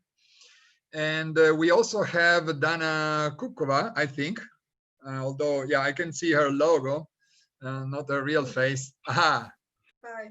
nice. Maybe it's her, yes. Yeah, she's okay. She has a map. She has. Ciao, Dana. Hi. Lovely to have you. So Dana is professor of digital architecture at Carnegie Mellon University. She sits on the board of Acadia, and also is a co-founder of Epiphyte Lab, which is a practice that deals with experimental architecture. I think very much at the intersection of digital practices, environmental design, ecology. So I'm sure she will be very familiar with the topics you guys are have been exploring here. Costantino, I already introduced him, and he's gonna stick around, I think.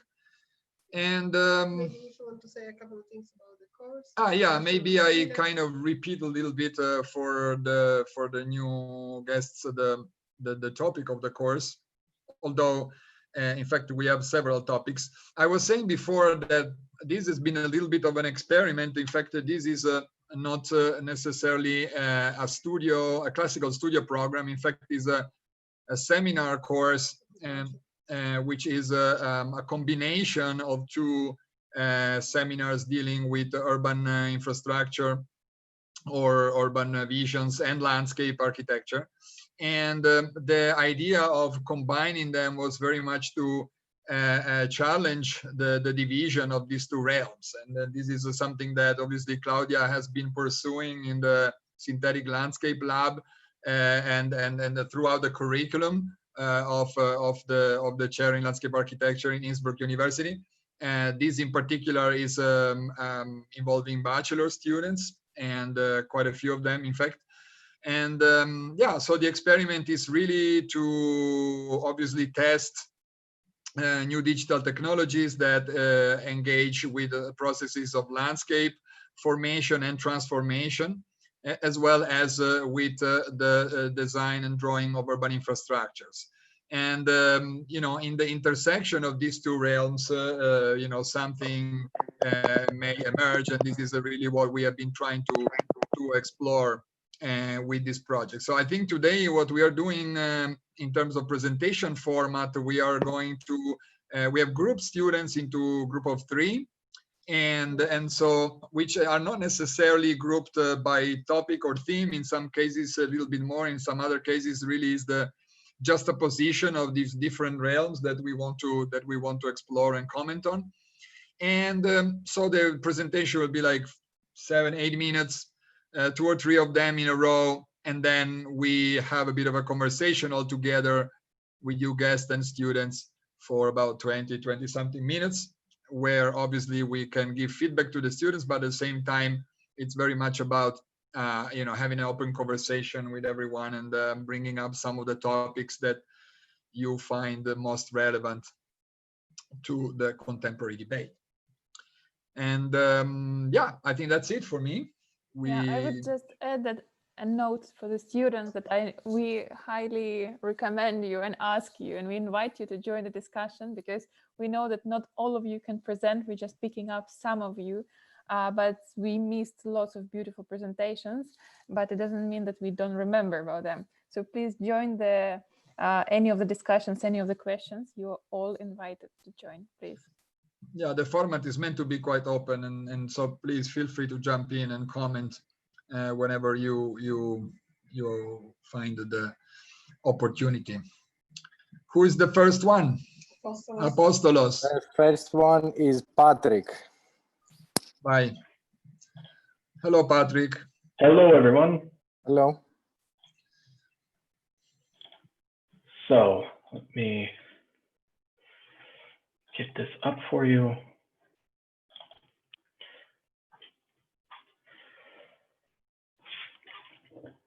So for my project, I'm focusing on the geological morphology of a river flow and how that will change by removing a dam that is currently introduced in the system. So during the first few weeks, Marco and the team gave us a lot of freedom to discover and experiment with the software. And it wasn't until some of the later erosions that I became really interested in the connected systems that started to emerge from my erosions. So I wanted to focus kind of on those natural connected sources in our environment. So I looked at the erosion that I produced, and it brought to mind this erosion system, Lake Powell, Utah, that is formed by the Colorado River, and a dam was constructed there in 1963 to result in the formation of this lake, but it has also resulted in the erosion pattern through the river basin being interrupted. So the location is in the southwestern United States. We can see the Colorado River flow here coming from the Rocky Mountains, and the river flowing towards the southwest. And the dam, the Glen Canyon Dam that was constructed in 1963, is above where the Grand Canyon lies. So what we have is a lot of sediment building up in this area just behind the dam, and it is unable to flow further down the system. So what I wanted to do was look at the system, look how it was before the dam was introduced, and then take that dam away from the system and see what changes resulted. So just an impression of the system today. It's a sandstone environment, highly erodible, both from hydrological and thermal sources. Today, obviously with the dam in place, they're able to control the water flow. Water is an extremely important topic for many major cities in the Western United States. They're able to create electricity. So this dam makes, to a certain extent, life possible in the Southwest, and other dams throughout the system do the same thing, creating water sources, reliable water sources, and electricity for large cities. So obviously there's been this political movement. People are interested in removing these dams, and that is the focus of my erosions. So I wanted to look at 3 possible climate scenarios for the system. And when I started my erosions, it became clear that I was looking not at a very close-in point in time. I'm looking very, very far in the distant future. The river basin itself was formed over the last 5 million years. So this erosion process takes an extremely long amount of time. So for the first erosion, I wanted to focus on increased precipitation, increased thermal erosion.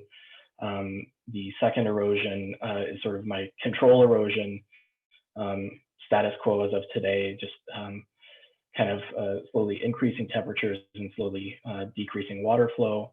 And for the third scenario, I wanted to look at a pure thermal erosion and see what the outcome was. So for the first one, this one assumes increased water flows through the entire system. And what we see clearly happening is the erosion of the river channel. And at a certain point, some of these things that we know today, Horseshoe Bend is a famous photographic spot. If we look far into the future, that is just completely wiped away. But wanted to look a little more sort of medium term at the river basin area And with this aggressive hydro and thermal erosion, what we see happening is obviously a clear definition of the river erosion through its natural channels and creating these benches and then flowing back out. And if we look in closer, we can see kind of this feathering effect that happens with the erosion and some sediment deposit happening in the river channel itself.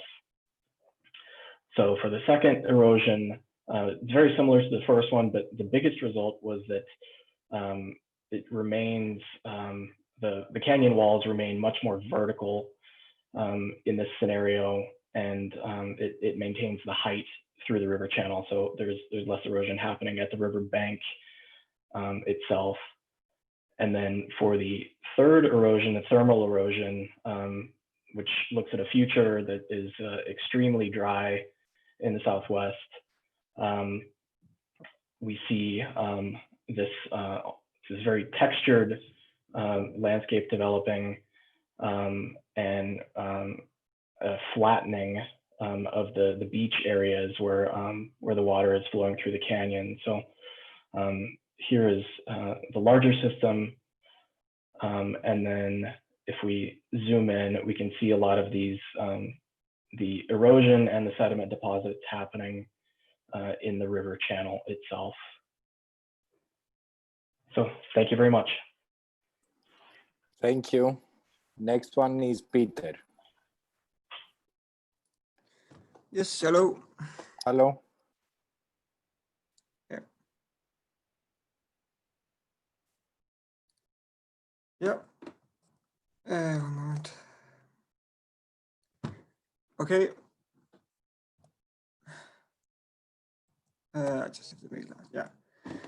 Okay, so I've investigated the presence of anthropogenic erosion in the area of the Great Salt Lake. You And have a problem with your screen visualization. There is you a see the screen? visualization, maybe. If you just remove the zoom. It's automatic, sorry. but it's something that happens sometimes. Okay, sorry.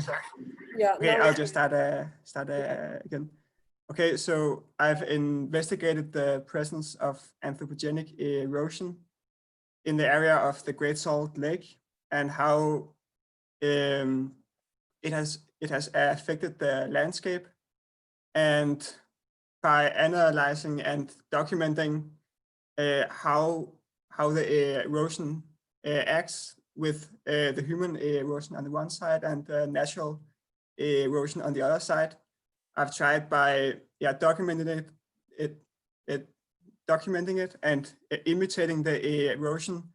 I've tried to depict the very relationship of humans and nature through the tectonics of the erosion.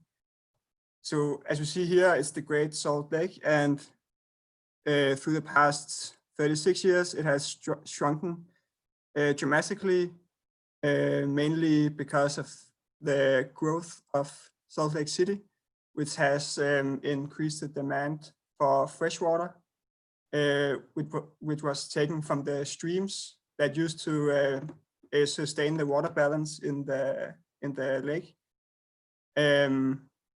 Yeah, and as we see here, the top picture is from 1984 and the bottom one is from 2020.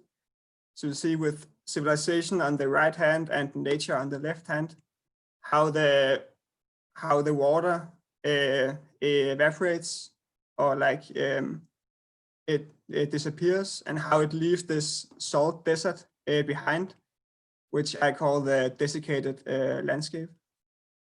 So here we can see the desiccation process, how in 1984 there was this island, and then as the water disappears, it leaves these areas of salt behind.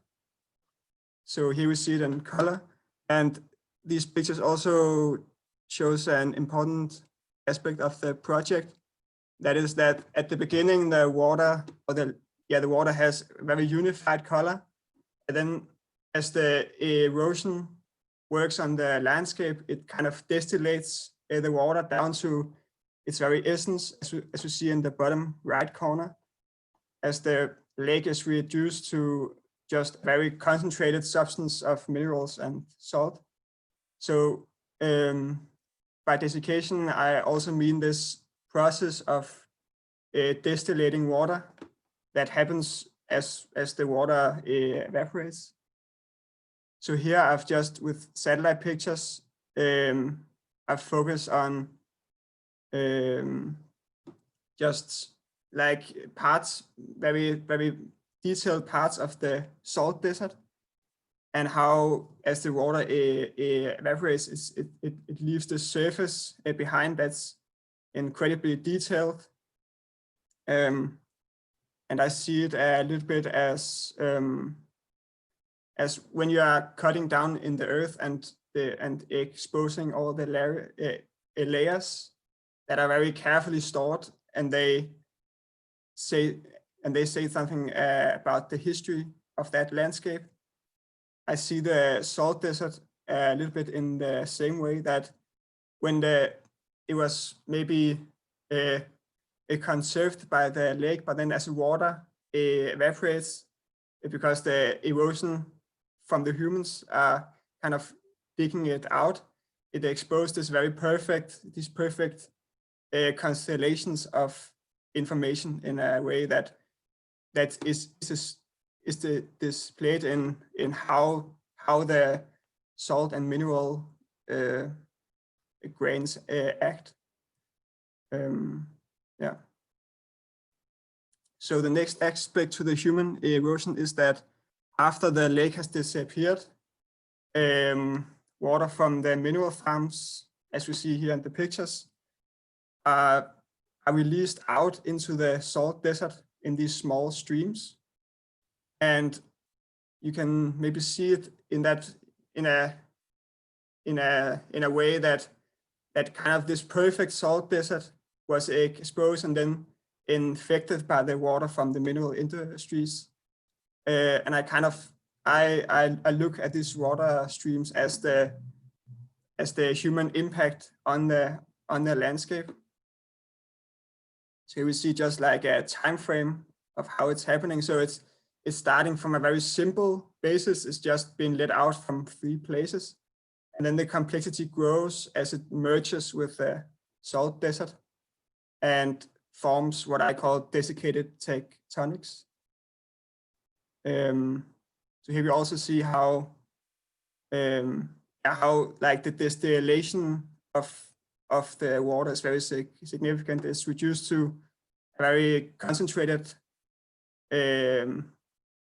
water that has very intense characteristics. So I see the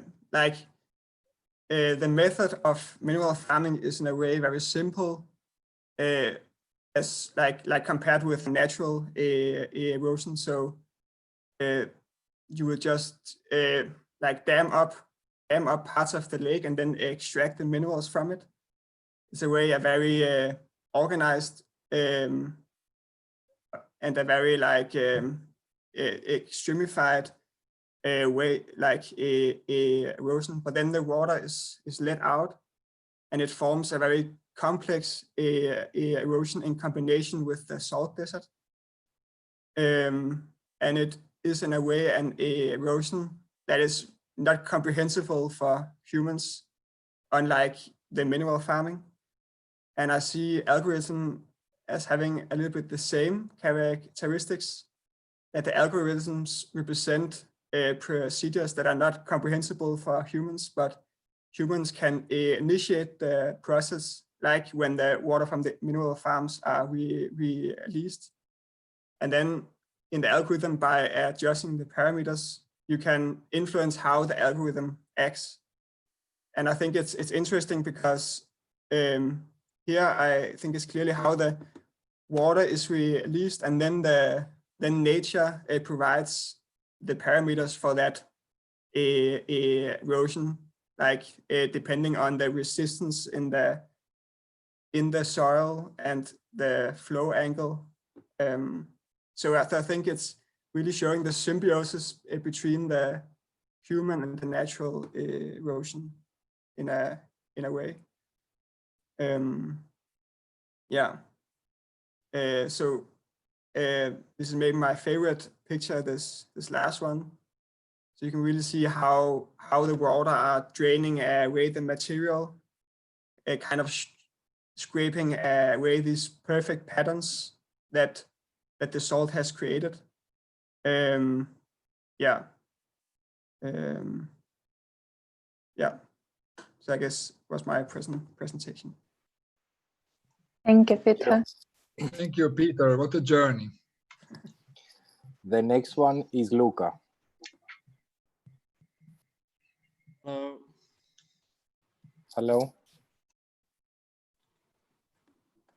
So we'll see whether this time it works in full screen mode. Looks good.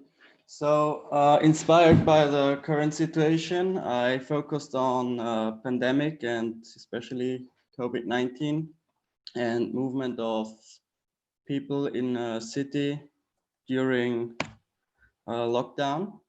So I chose Dublin, and I focused on mainly two aspects. One is distance and the other is density.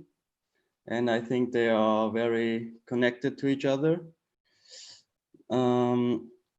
So I first started with focusing on the shortest walks from each building to the hospitals, because this was the first thing that came to my mind in terms of medical crisis.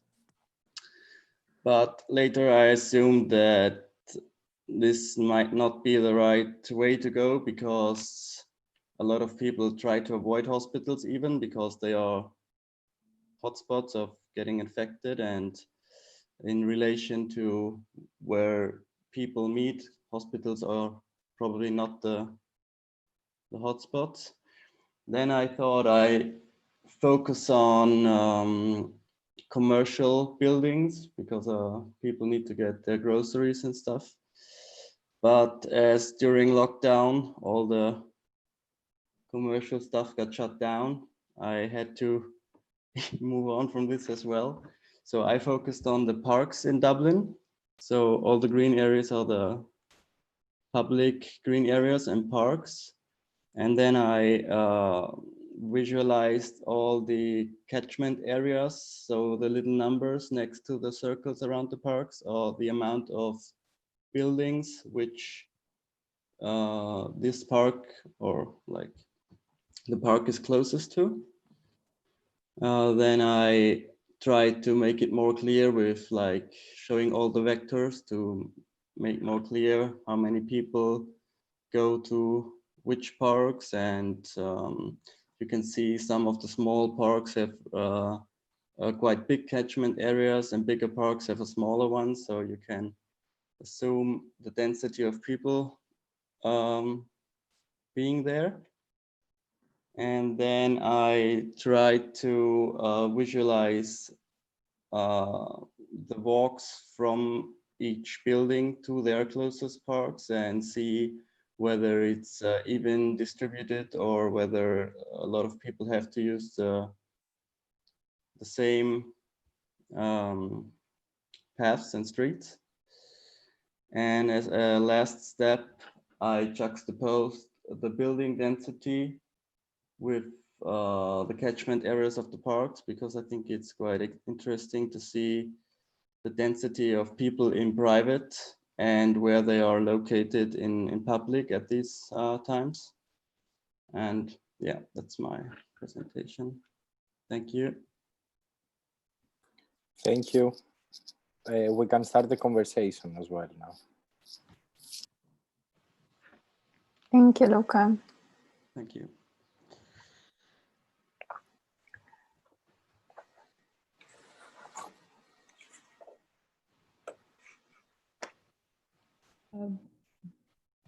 Thank you for the drawings. They're beautiful. 3 very different projects. I'm just wondering, I have a couple questions before diving into the content. The first one was for the first project, and in terms of the thermal or hydrothermal analysis, how serious are you relative to actually dealing with integration of a thermal processes, or does it just refer to a thermal imaging, or translation of a thermal imaging? If I understand your question correctly, I believe it's just related to thermal imaging. Okay, because like hydrothermal erosion is a specific landscape terminology, which refers to combination of the water flow with the change of the temperature. So it's specific to the software, yeah. I see, okay. And then this is kind of a question for everybody. And maybe for Marco and Claudia at first, is there the kind of the visualization processes that are quite incredible in terms of understanding of the nature of the behavior within a landscape setting? Is there a hypothesis relative to the kind of a synthesizing the behaviors of a patterns in a landscape with some kind of a relationship to intervention, or is it primarily about kind of visualization of the process itself, and then discussion is about the kind of a consequences of that exercise, as considering this is a seminar, right? So yeah, probably the second is true, although I think in our design philosophy that I guess there is an underlying belief that in these forms of representation there is a kind of let's say direction embedded within itself. So in a way, the seminar assumes that no particular proposal is due at the end, but that's also a little bit of a, I would say, pedagogical trick, in a sense. We want to put the students in front of a kind of a conceptual shift that is occurring in the way we read the landscape, both in terms of landscapes that are assumed to be natural, but then effectively we realize are heavily impacted by anthropic intervention, and conversely for cities, landscapes that are assumed to be completely framed by artificial elements, which in reality we discover as being very fluid, to a certain extent dynamic.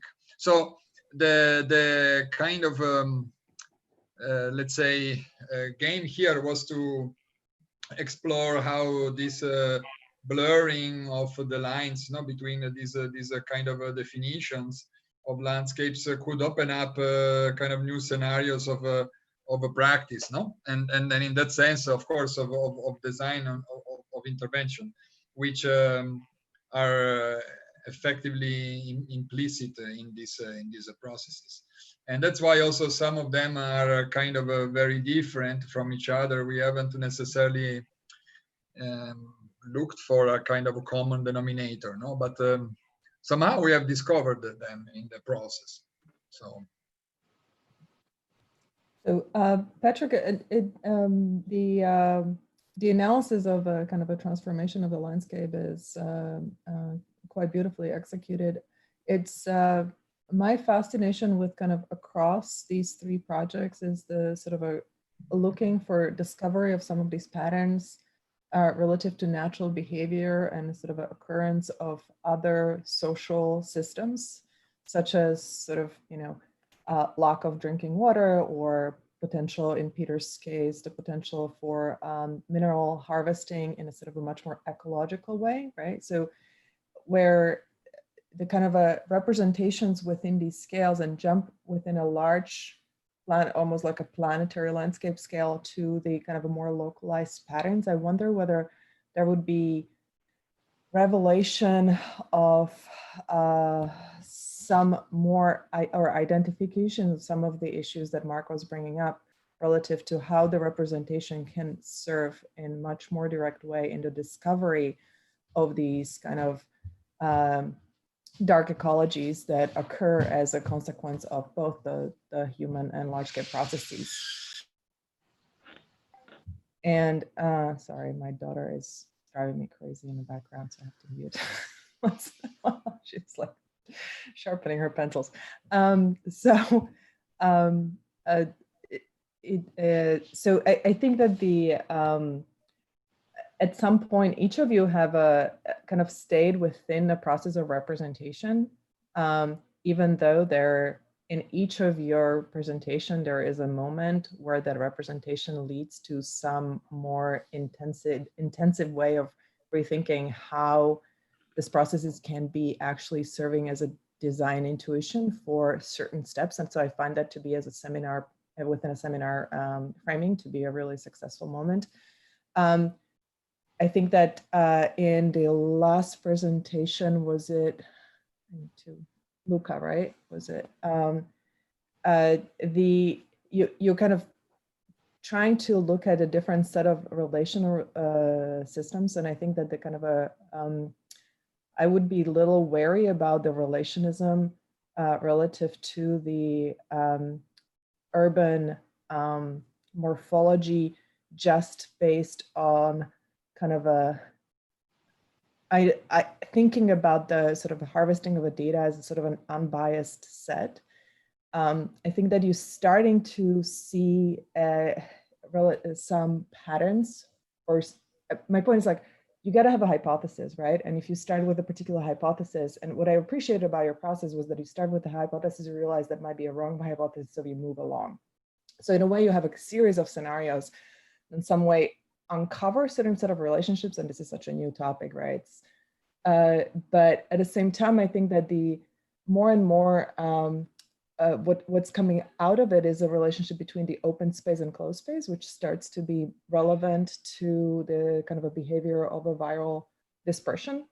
And so maybe mapping that back to the kind of a natural behaviors, maybe it's less about sort of a urban typology and more and programming, and more about kind of a morphological consequences of like open and close relative to scale. And I think so kind of redefinition of the terms of how the kind of a natural behavior of a virus starts really having us rethink kind of architectural and urban systems from a biological perspective and not from a typological perspective is something that I find really powerful, yet you're not quite saying that yet in your analysis, right? And going back to backwards to Peter's and Patrick's sort of analysis, I think Peter, I would encourage you to dive much deeper into actual drawing rather than image-based analysis, because I think that the patterns of accumulations, or this idea of kind of a historical mineral accumulation that is suddenly accessible because the water there's less water, right? And what does it mean relative to how we can access some of these resources on a human scale? And maybe it has a much less of an ecological impact, especially when we talk about a redistribution of a natural resources. I think there is a potential territory there that you're not quite touching yet, right? Like you're still looking at it more from kind of like, I'm just looking at it from high up rather than diving into the kind of a potential consequences and interaction.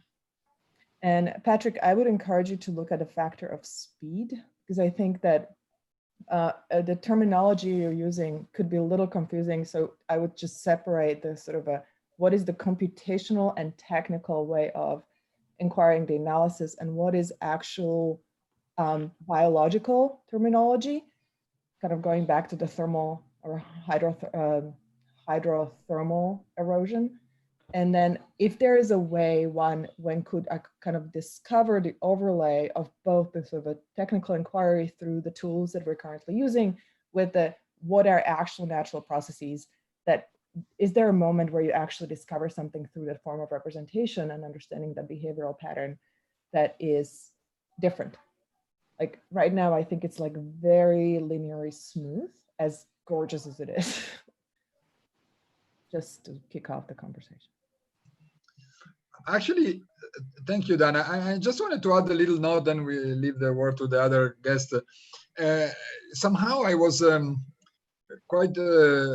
enjoyed Peter's narrative, which surprised me in a way, because of this kind of seamless integration of, let's say, what was a kind of a analysis or almost like a narrative, which was through remote sensing, and the kind of active simulation elements that he started to introduce. I agree with Dana that probably you could begin to push that element now harder, since you have the techniques to do so. But at the same time, I really enjoy that there was this kind of seamless, seamlessness, if you want, between these two realms, to the point in which we didn't know exactly what was simulated, was remotely sensed, what was essentially the impact of man-made infrastructure at a very large scale, what was in fact a microscopic pattern, what was simulated in your tool, etc., etc. So I think that kind of continuous feedback of images and scales for me was very interesting in quite simply like capturing a possible definition of this idea of synthetic landscape that was a kind of at the basis or one of the premises of the seminar. So in that sense, I think it was quite compelling in my mind. And but yeah, I mean, I let some of the other guests speak, and so the students can hear some new voices as well. Thank you. So for Patrick, I would like to say that I quite enjoyed both the main idea of selecting a place with a dam, which is opening many other possible scenarios and discussions. And there was a very good sequence of showing the simulation, the whole process, along with all the data. I think the documentation was quite successful.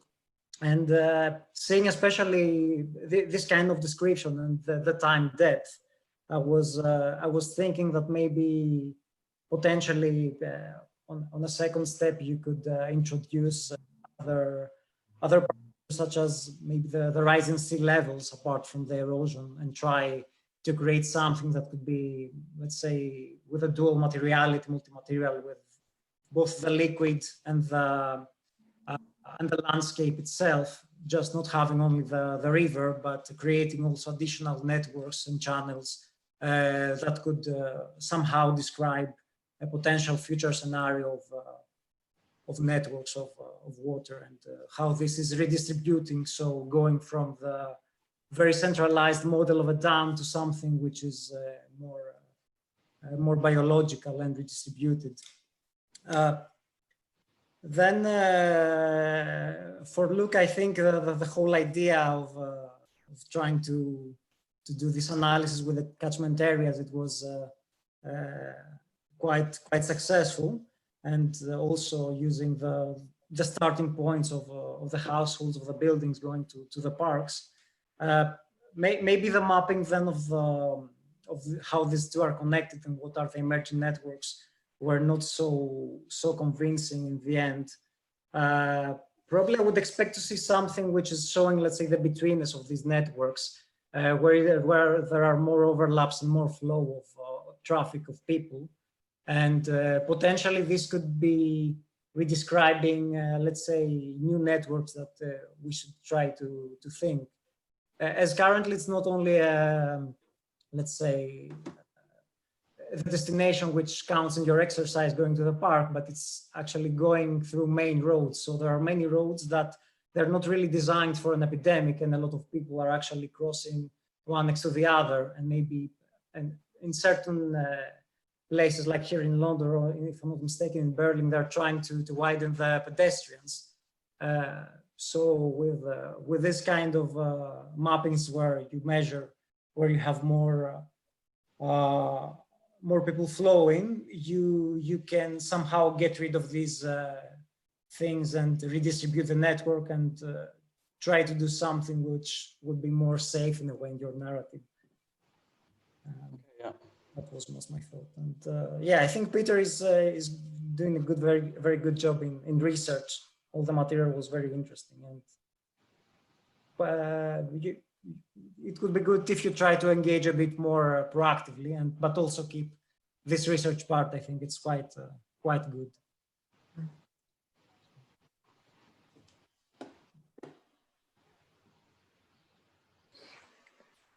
Guys, if you want anything to add from the student side, maybe someone else wants to jump in.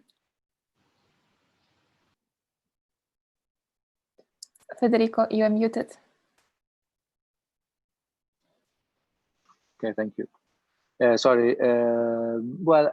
First of all, I'd say that the drawings were incredibly beautiful, which is always in a way surprising, but also expected, you know, because I can sense this sort of quality that always borders the realm of art, which I found it, I mean, coming from another planet, mostly, like the conversation I'm listening now are zillions, trillions years away from what I'm normally dwell into. So I think that it was very interesting, and yeah, the first two presentations I thought were in that sense very very intense. Also, as Marco was saying, with the different scale and the sort of connection in between what was sensed and what was actually simulated. But I think in general, you know, without knowing exactly where we stand from the sort of academic standpoint, what I felt was a little missing in both the first two, which again were incredibly compelling visually, were maybe the fact that I was interested to see some, and maybe they were not part of the exercise, to see some interaction with some physical changes, you know, where if you want, you know, the arrival of man can actually start producing changes to the landscape through different procedures. I mean, was just mentioned the possibility of moving on a sort of canal system or moving away from the dam. In general, I thought it would have been very interesting to simulate the impact of sort of the anthropic process and see what's going to happen with that.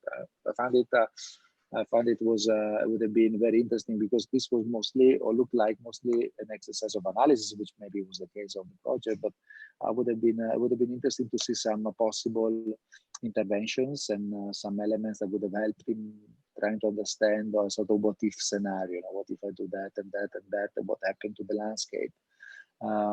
And I think it would be also interesting to not only to represent the impact on the landscape, but also in a way to represent the process. You know, so what I would have liked to see, and it would have been some possible intervention on the landscape, maybe focused on sustainability and CO2 emissions, and maybe also I would like to see the design of the process, not just the results on the landscape, but also the design of the process getting there, which I guess has a shape as well.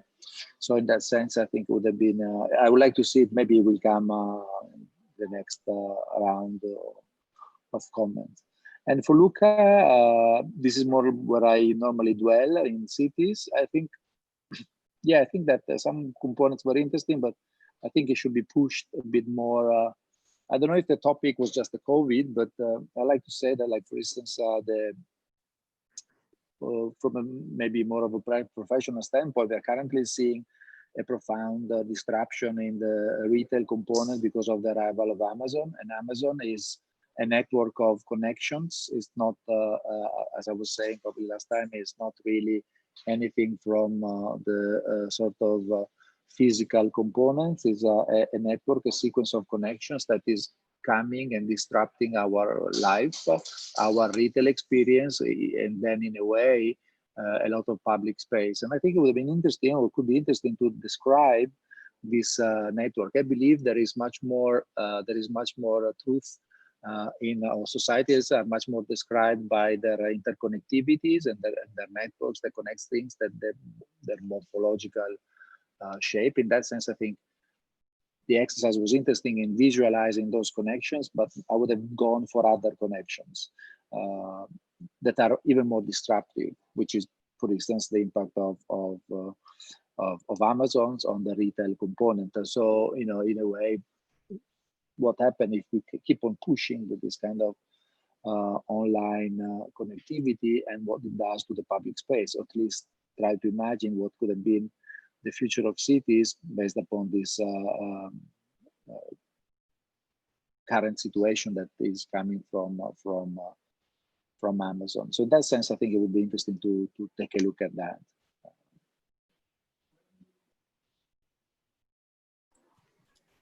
Okay. If there is no comment from the students, maybe we can move on to the next slide. Well, I think from the comment both what Dana and Federico was saying, I think it will be interesting, although there is not a project proposal, to speculate from the side of the student on what are the opportunities that emerge, both from the changing of the glacier and of the mountain landscape, then from the changing that the city is undergoing due to the, for example, the current pandemic. So we have mapped material in this condition, but then there are new landscapes that emerge and that we can draw from these transformations. So what are the opportunities that this landscape allow to emerge? This will be something that will be good to speculate on. I was going to ask the same question, if we can actually have the students speculate on that. Thank you, Claudia. Yeah, I think because I think there's a moment within a sort of a I think the space where analysis is collapsed on a kind of a critical thinking relative to uncovering opportunities one wasn't really aware of within this process of kind of visualizing processes that are invisible to us because they happen essentially in relationship with the natural processes that are not constantly present, right? You're kind of collapsing a time and space within these drawings, as well as they happen over time.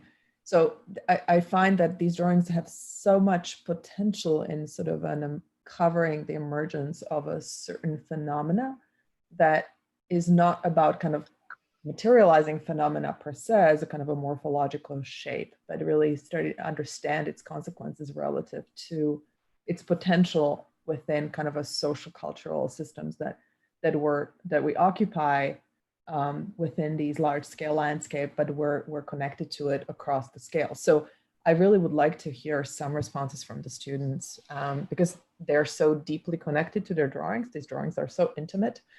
I call this a sort of like ecological intimacy where you sort of start collapsing things on the top of each other in a way that are not necessarily visible, even within a presentation at first. And so I would love to hear back from Patrick, Peter, and Luca a little bit more relative to these potentials. Sure. So I think specific to my project, I took a much more geological approach to it. And obviously, as a result of the removal, there will be quite a lot of material sediment that is going to move through the river system and further down the river system. Then there would be possibilities to either, it could result in sort of a bifurcation of the river as was discussed in some of the comments. But it also presents an opportunity to use that material for humans. You could use it for building material, road construction, many other things. So those were sort of happening in the background, but I focused primarily on the geological ramifications of this long-term erosion.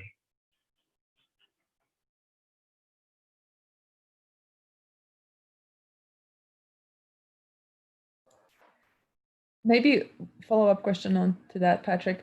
So can the erosion be directed to something that has a kind of a productive consequence relative to the valley, for example, right? Like how do you, rather than setting up some kind of a large-scale infrastructural process, is there a more of an acupunctural approach to systemic erosion, not control, but kind of management over time that certainly, like this is a sort of a way of thinking. I think it's important because history of large-scale infrastructural design or urban design is very much kind of this top-down projection of kind of this is what we're going to build, and we're going to build it over time, and over time we're going to destroy everything else that occur, right? It's not a kind of a feedback system where one understands a behavior or pattern and can intervene within a pattern to sort of self-perpetuate its own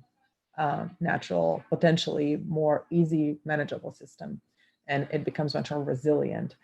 And so where are the moments of resiliency within a system, even though they're kind of violent towards human, right? At a certain scale. I mean, if this erosion happens within that scale, it's vile. I mean, it can kill us, right? It's sort of what happens with avalanche, right? So how do you understand a sort of a violence that historically has been within kind of a material understanding of a philosophy of design has been really in a contradiction to understanding of a human habitation. But with this understanding of a process, it's really trying to understand how you actually are, as a part of a system, intervene on a series of smaller scales. And that's what I'm trying to tease out of all the three projects. It's our kind of cognitive redefinition of, in Luca's example, for example, from like typology to biology, maybe in your case, kind of what is the way of kind of over time production of a new forms of landscape that you have rather than one big infrastructural project. I would also just yeah, go ahead, Peter. Okay, sorry. I would just also like to make a comment also on my project, also regarding this seamlessness. I think that was also a big part of my project to investigate how things merge into each other. I mean, it's also like a big question in architecture, how you combine things. And I think it's kind of interesting how you have like this very ordered nature that humans has created, and then you have the chaotic nature in a way that is a natural one. And then I think it's interesting how they merge, and to like related to algorithms, as algorithm also as a tool to merge things through a very complex process. So I think just regarding this seamlessness, I think I was just very interested in like creating this seamlessness between things. Yeah, I just wanted to add it. Yeah.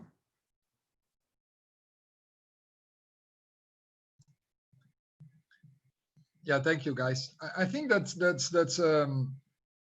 for me a fair point, because from my perspective, the interest of combining or just opposing these projects of landscape nature and the project that were more directly engaging with urban infrastructure was also to kind of tease out some of the parallels between the two. And in that sense, certainly this has to do with an approach to design that is not afraid of or resisting change, but effectively it's a sort of a learning how to play with it or work in a kind of a creative way through the manipulation of these flows or through manipulation of these processes. In that sense, I think that there is a possibility to apply a methodology that is very much transversal to these two realms. I don't know, Federico, if you want to add something about that, but I'm always kind of curious to hear from you in a way. I mean, in a way, there is a kind of a higher level, in your work that deals with this, let's say, soft or dynamic or living tissue of the city in a way. So when you are engaging with pedestrian flows or with traffic as such, you are not necessarily able to control or frame these processes, but it's also a little bit a kind of act of manipulation or let's say channeling to a certain extent. And I wonder whether you can see that appearing in these works in a way that could be translated also in a more operational tool for design, no? So not necessarily as a kind of a, let's say, analytical exercise only, but really as a way of manipulating the evolution of these systems, whether they are urban or more, let's say, related to landscape processes. No?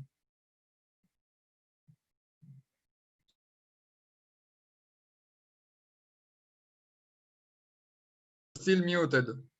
Fede. Yes, sorry. Yeah, I don't know, because if I can answer the question, because it has several levels, and it goes probably to very large matters that maybe go beyond our discussion. But I think that it is undeniably true that, and which I mentioned earlier on, is that I do believe that networks describes our society and the way we work and the relationships much more than the shapes and the morphological components. And in that sense, I was quoting Amazon, but also I would say that I don't know if you've seen recently this German artist that kind of hacked Google Maps by putting on a chart on a wheelbarrow a set of iPhones, so small smartphones that were connected to Google Traffic and in Berlin, and basically it was describing a massive congestion through the city of Berlin, which were actually empty because of the guy going through those roads with this pack of he was walking through Berlin with this pack of iPhones all close together, and the Google Traffic saw it and basically thought it was a pack of cars going extremely slow and gave. So what is actually interesting is that there is a constant feedback between these links and the overall connections. And I believe those links have the ability to really change the way we live. And to me, like I could say Amazon, but all of the things that have happened in the pandemic are really describing and changing dramatically the way we expect we live and we somehow define our cities simply by revising those networks. So in that sense, when I was looking at the project of the students, in the case of Luca, I guess is the last one, even more so, I thought it would have been much more, to me, interesting, rather than describe those catchment areas, those components, to actually describe those networks and see how those networks were distributed in the cities, and in a way imagining or start thinking what could happen to the public realm, in a way starting from these networks. And I was actually thinking that it could have been interesting also to have or apply networks of actions also onto these two natural landscapes that we looked at earlier on, and see how the two things would have sort of work together. In that sense, I felt it was a little missing, but I don't know if that answers the question. But...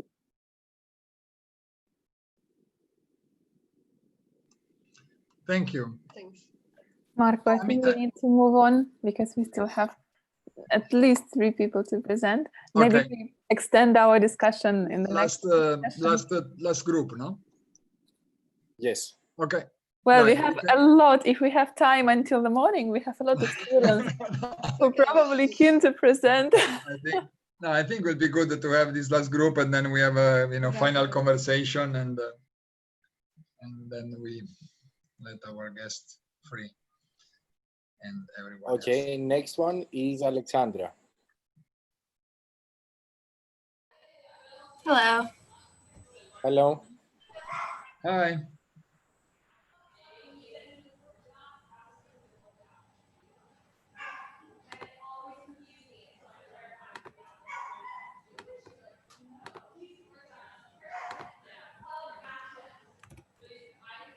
Okay, can you see my screen? Perfect. Yes.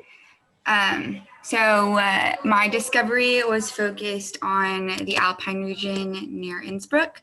So of course, this is the beginning of the process, was really understanding Houdini and the erosion processes that can be used to apply to various landscapes and then experimenting with different drawing techniques. And adding various layers to understand how to visualize the context the best way possible.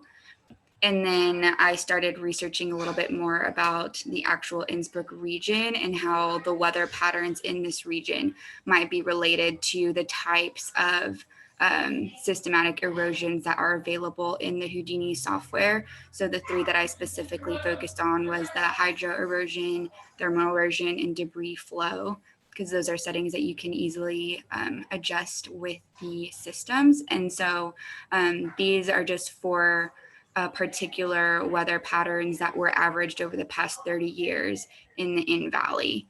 So precipitation, temperature, wind speed, and cloud coverage, which I assumed would affect the sun beating down on the terrain.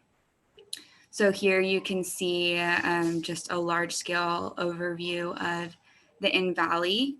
And then I specifically zoomed in to focus on the Hottinger Breccia, specifically where this alluvial fan connects directly into the valley, because I thought that it was interesting to see how such an extreme terrain could be affecting the adjacent urban setting.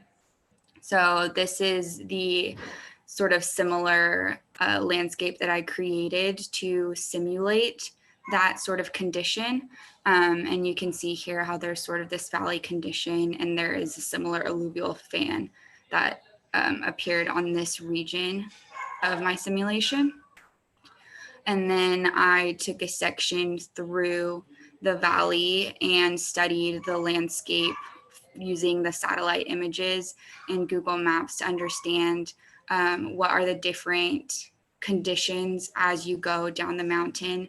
So of course, starting with the glaciers, and you have an increasing density and network of vegetation, as well as an increasing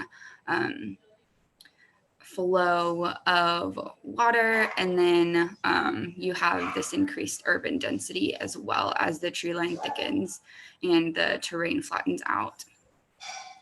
So this is just the general height fields, and I decided to zoom in to that region with the alluvial fan. So here you can see the portion that I decided to focus on. And then the first stage was applying the hydro erosion. So trying to understand how the water might affect the region. So really just understanding the water flow in relationship to the bank angle, which is the angle of the riverbed relative to the river bank. So the higher the bank angle would be, like a 90 degrees, a really sharp angle, which as I was investigating the terrain, I found that to be more in this region of elevation. And so applying the erosion, I found that these sort of conditions were popping up, where there were some flatlands and some riverbanks were still carving very deeply.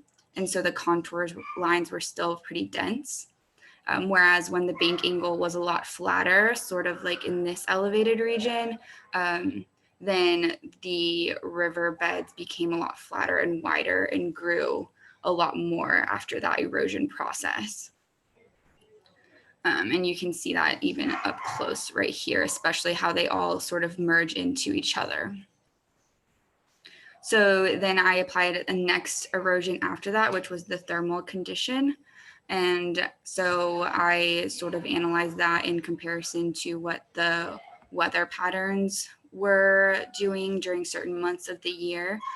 So this one focused more on cut angle, which is, I always forget this one, so I wrote it down, the angle at which the thermal erosion stops cutting. So the lower the cut angle, the flatter and more erosion happens. And the thermal erosion occurs when there are frozen rocks that are thawing and breaking. So I assumed that if there was a higher cut angle and less erosion, then that might happen whenever there would be more like springtime. So there would be more like melting of the caps and the glaciers.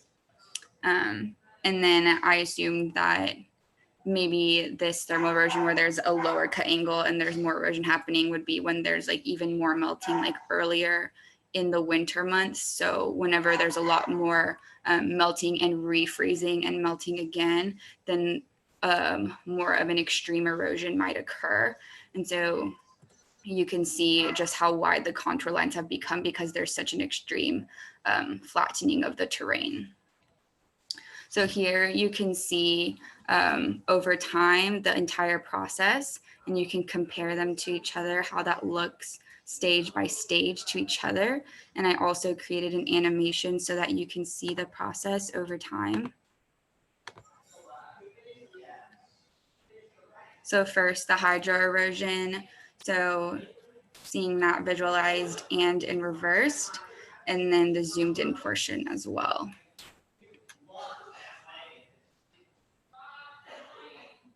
What's the time frame for this? The time frame was basically 20 frames in Houdini. So it really is sort of a simulated time frame. There's no particular. The real analysis happens over what, do you have a time scale there, or is it just a projection for? It's just a projection. Okay. Something that I thought might be interesting would be to actually go and explore what has actually happened physically over the terrain year to year. But I just thought that would be interesting for future discovery. Right now, it was more about what are the possibilities and what might the extreme conditions be. So all of these were taking the erosion possibilities in the program to the most extreme conditions possible. Which might not necessarily be the case in real life. And because you can only apply it to the entire terrain, it, which as I mentioned, really only happens maybe in certain levels of elevation. That's like why I decided to take them a little bit separately too, because the entire terrain wouldn't be applied in a flat way, if that makes sense. Like the erosion happens evenly over the entire area, which isn't realistic. And so then on this view, I added another layer of information, which was the debris. And that is really related more to the way that the water flows through during the erosion process, because the water is what causes the sedimentation, and the debris can either strip away vegetation that causes higher rates of erosion in certain regions, or be deposited and block water flow and affect the natural habitat that occurs there. So here you can see sort of how the debris like moves and gets instilled in certain pockets, but with the thermal erosion, it just created sort of a flat condition because it's not as impacted by the heat, in my opinion. And so here you can see the second iteration. And then I have sort of a summary page here where you can see over time what that would look like just in a more zoomed in perspective. Thank you. Thank you. And the final one is Sonia. Sorry, it's Armin. I skipped one. Just a moment. Hello. Hello. Hello. So my project of the City Vision seminar is based on the analysis of the two cities, Lisbon and Athens. Yes, I will talk about a general overview of the cities, and then I will compare them. I analyzed them by the aspects of the infrastructure, the mobility, the territorial land use, and the urbanistic structure. The two cities have nearly the same number of inhabitants, but they have a different number of density, so that the surface of the area of Lisbon is huger than the one of Athens.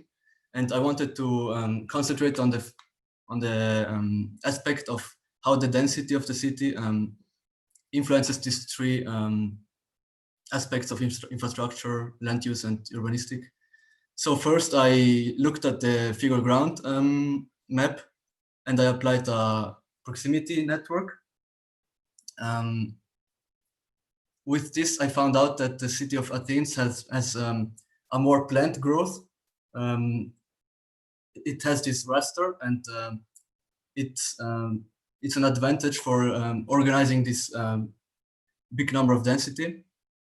Then I applied these proximity lines to visualize the how dense the cities are, and how the difference of densities.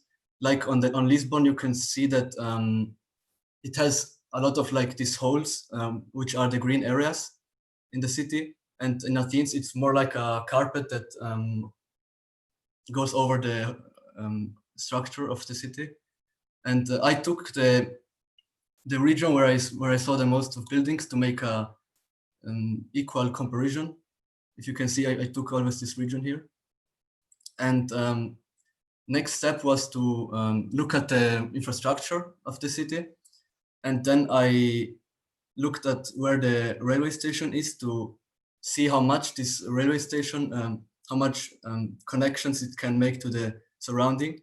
I took a 2 per 2 kilometer grid and applied the shortest walk so that the lines of the buildings go till the railway station here and here in Lisbon, and to show the difference between how much buildings the railway station can reach, and this shows the efficiency of a dense city, that there are more people that can in a specific time can achieve access to this spot.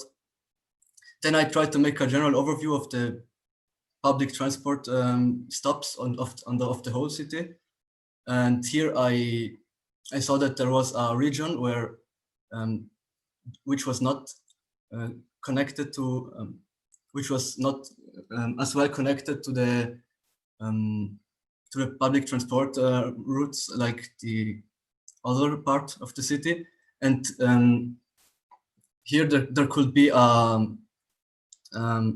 more innovative way of thinking mobility, like you could have some spots where car sharing or e-bikes or something like that could be accessible to achieve the rest of the to reach the rest of the public transport routes.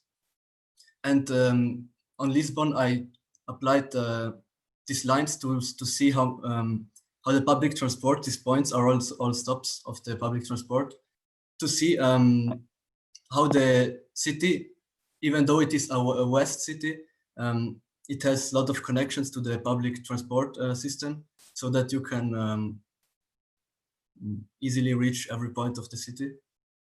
And last one, I looked at the commercial area of the cities and tried to figure out how reachable they are in the different city densities.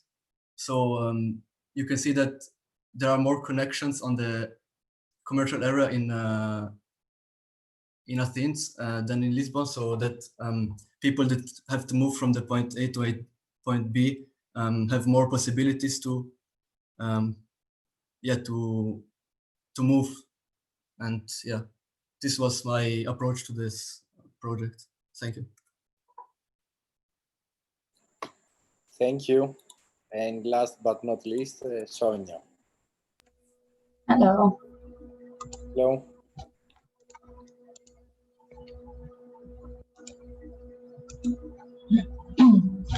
So now I will show you my process and also my thoughts about my project from the semester.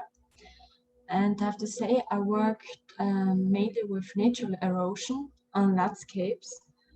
And I asked myself the question, what effects the natural influences have on our landscapes? And also what form can landscapes take over a longer time? So you can see here my first tries of erosions, and I worked with different parameters also to find out which effects they bring on my virtual landscape. And at first I tried out how the hydro erosion works in combination with the thermal erosion, and also how I can influence the landscape with advanced settings like changes in the riverbed, in the riverbank, and also water flow or debris flow. And I think this first try looks more natural because I wanted this effect, but then I tried out higher values on the hydro erosion and thermal erosion. And it's a little bit like you design this landscape because it makes, or it's going in the direction you want. And so, yes, this was my first tries to take, to design my landscape. But in the order to carry out this analysis the best way, I decided to work in a familiar territory. And so you can see here the Northern Alps in Italy, and a little, yes, and here you can see there's two gorges that are going through these valleys. And yes, they merge in this area. And through these gorges, there flows two rivers. And along the rivers, there are several waterfalls. And I have to say also that in this area, the rock is very brittle, and also the sediment tends to slide, because also the most vegetation is very young, and this is, yes, because the erosion in this area is very aggressive, also because of this big impact of the outside. So here we can see different erosion types on this real terrain. For example, here we have, or I had the question, what happens when a lot more water flows through my two gorges? And yes, here was the main focus on the riverbed and the bank angel also, because I think that the valleys would go flatter and the gorges would open. And here we have next with the more details, because I looked what if when I have more precipitation, you can see that very much more valleys on the side merge to the main gorges here. And the last year, I worked with a more aggressive erosion type, and because also the global erosion is higher than usual. And so you can see that the valleys spread very quickly and in the surrounding landscape. And also this analysis here was very important for me and for my work, because also in my studied area, there are often strong erosions. Because also there are strong seasonal difference in the Northern Alps in weather and also in erosion. So also these two gorges reflect this event. And so now I want you to bring me on the way, because to the two gorges there's a way along the river. Finally you arrive here, the first waterfalls. And then you go up and come, yes, you have to walk through brittle sediment. And on the other side, you can go also along the river. And here in this area, there's very, yes, when in spring, the soil, yes, in spring when the soil gets down and there are more rainfalls, so it softens the ground and the debris slide down. You can see also here the details. now we go to the presentation, because this area here of my two gorges where I can go through is heavily influenced by water. So I mainly work with the rainfall, the water erosion, and also the water flow. And yes, so I work with the two gorges, with the rivers that go through, and also the smaller tributaries that are building with my changing of the erosion. And my precipitation includes the snow in winter and in the winter months, then the heavy rainfalls and the storms in summer that are going more often, and also when it goes warmer in winter and the soil cannot frozen, you can see that also there longer rain periods can impact more on the landscape. So now I want to show you what happens when the landscape behaves in the climate change in next 50 years, because I think with the climate change there comes more often heavy rainfall, storms in summer, or also when the soil don't get freezing in winter, it's a big problem. And so I want to show you what's happening.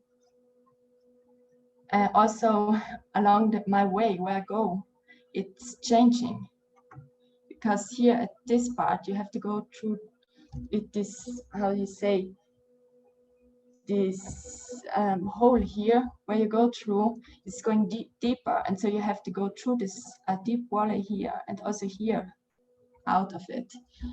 And also this part here you can see, at least I'm going now here, and I think in 50 years it's not possible because the gorge is widen up and you have to search another way.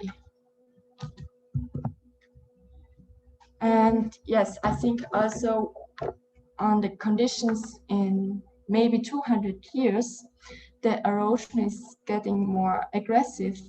And yes, we can see here the area, there are gotten more strong erosions in the area of the riverbank. So to the side, there are narrow, small valleys. You can see here every time, and they merge into the main gorges here. And yes, I think also that the slopes become steeper, but the gorge themselves widen up.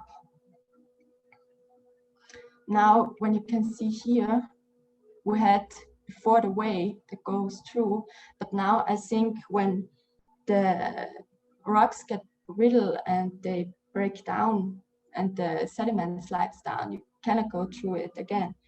And this is also because of the changing of the vegetation that gives, because the vegetation is also gives the soil stability, and this is not given in the future. And it's also important to look under the water layer, because you can find also many interesting details in the area of the waterfalls. And yes, and I think also the erosion underwater has an enormous impact on the entire landscape here. And as we can see here, that my current way through the gorges is changed a lot, because I think it's stopped on many points here and also here, because the slopes get steeper. And also I think you can find other possibilities to go through, but I think too many rockfalls go through this area, and so I cannot go the way I did today. So I worked with this natural erosion all the time, and I was thinking about it because it's very, how to say, dramatic when I think about natural erosion, and you will think that you cannot do anything against. But then with the time, I realized that behind this natural erosion, that there is this man-made, the human impact on also the natural erosion. And so when I realized this, the view on natural erosion and landscapes that are impacted on this erosion type was changing. And so now I'm also interested in your view of this point. Thank you. Thank you. Thank you very much, Sonia. That's a great personal discourse and input to, I think, the overall topic of today's like two parts of the conversation, like a story of your personal opinion on this topic. Thank you very much. Thank you. So we finished with the presentations for today and we start the discussion, the last discussion for this day. I found it fascinating how you painstakingly tuned the parameters of your simulation to essentially, first of all, recognize in it the actual patterns that you know so well by walking along that terrain so regularly, no? And so in that sense, this is an interesting perspective of how a kind of extreme abstraction and personal involvement kind of came together, no, in this narrative. Now, so maybe the question would be that which actually we can also then turn to the other presentation as well, is like, how do you see your role or your position in that respect, you know, as a designer? I mean, like, what changed, let's say, from day one to now, not to the end of this seminar, in terms of the perspective that you have, let's say, gained through the development of these new drawing techniques or simulation techniques? And on the other hand, how do you see, your position as designer or as an architect to also potentially evolve in that respect? Yes, when I can say something, it's like at first you think with natural erosion you cannot design, but it's another thing or another way to design with natural erosion. I think you have to go in the background, and so you can have an impact on the parameters maybe, but I am also not so very clear how it works, and I think also that we cannot make a plan like we would to make for this type of erosion, but I think we can how to say, we can direct a little bit this erosion with little steps.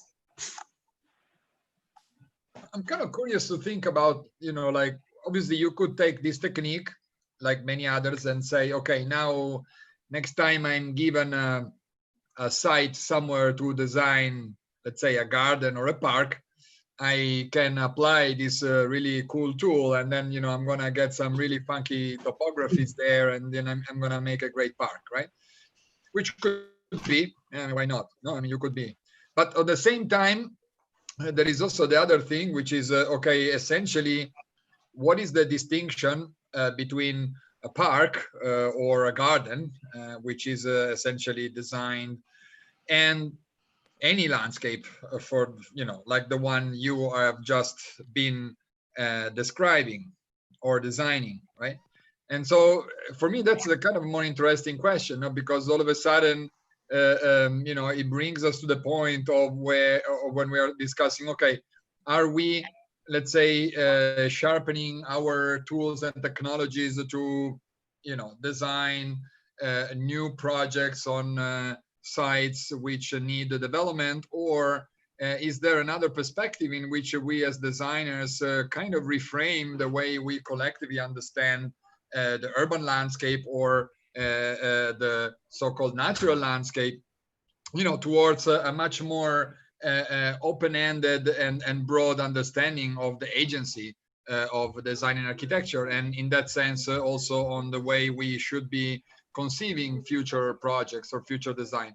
especially designs that have an impact on systems and have influences on processes that are very large in scale and also in time. No, so this for me brings this kind of new sense that perhaps our understanding of design as a kind of moment in time where we sit there with our team and we develop a project, really needs to be reconsidered now within a framework where this process essentially never ends, or perhaps is actually embedded into a series of systems, natural, biological, digital, which makes it potentially really a continuous seamless process. No, so I mean, is that perhaps a framework that gives a new agency to our profession, you think, or not? I don't know. A question mark for everyone, perhaps. Are you expecting an answer? Maybe, I don't know, but it's perhaps it's more about. I expect, well, the students, I mean, obviously you can give your own answer, which would be very intellectually elaborated, but I think with the students, I expect them to bring their experience in that sense. And I am sure that in these months and weeks of working, they have asked themselves the question, what the hell are we doing here? And, they may have just enjoyed the tools and the techniques they're learning and see, what was coming out of them. But the same, which is fantastic. I think that's great in itself. But I think while you are enjoying that, obviously you are asking yourself, what am I doing? And I think that's for me where things become interesting, because I feel that we are in a moment where we really need to question what we are doing with our techniques, not just because we can do a lot of things with them, but also because effectively there is the need for doing things differently, and I believe so. I think that's what I would like to hear. Yeah, I mean, to me, it's not even. I mean, we operate within a very similar design framework. So to me, this is kind of, there's a familiarity to the approach and kind of a closeness to the approach, the intimacy to understanding that we can operate across the scale, and the ecology and territory itself generates a larger framework and a knowledge that we can kind of harvest and not appropriate in a terms of kind of make it work for us, but kind of appropriate intellectually to start understanding that historically, through the kind of a modernist approach of building cities and landscapes, we essentially went against the sort of a natural behavior of the systems that are kind of in a revenge mode currently, right? So to me, there is a kind of a bigger framework here, and I think that the seminar is incredibly successful in opening up that critical agenda, even though it's not forefronted within a discussion in a kind of openly, but through the work itself of the students, which this is a really beautiful work.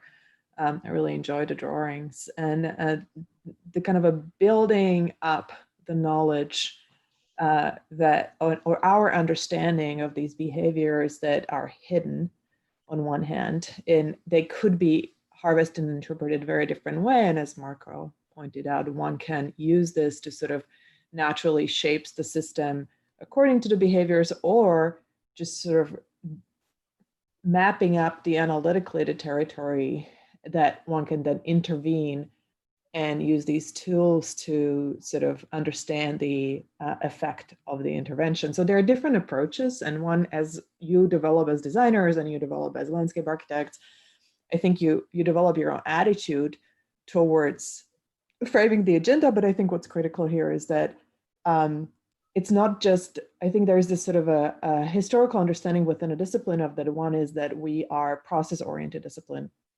and the tools themselves that are process-oriented were historical only about kind of individual self-expression. Suddenly we're dealing with the environment that, it's much more extreme, it's much more dynamic, I mean, it's always been that way. We just somehow didn't notice.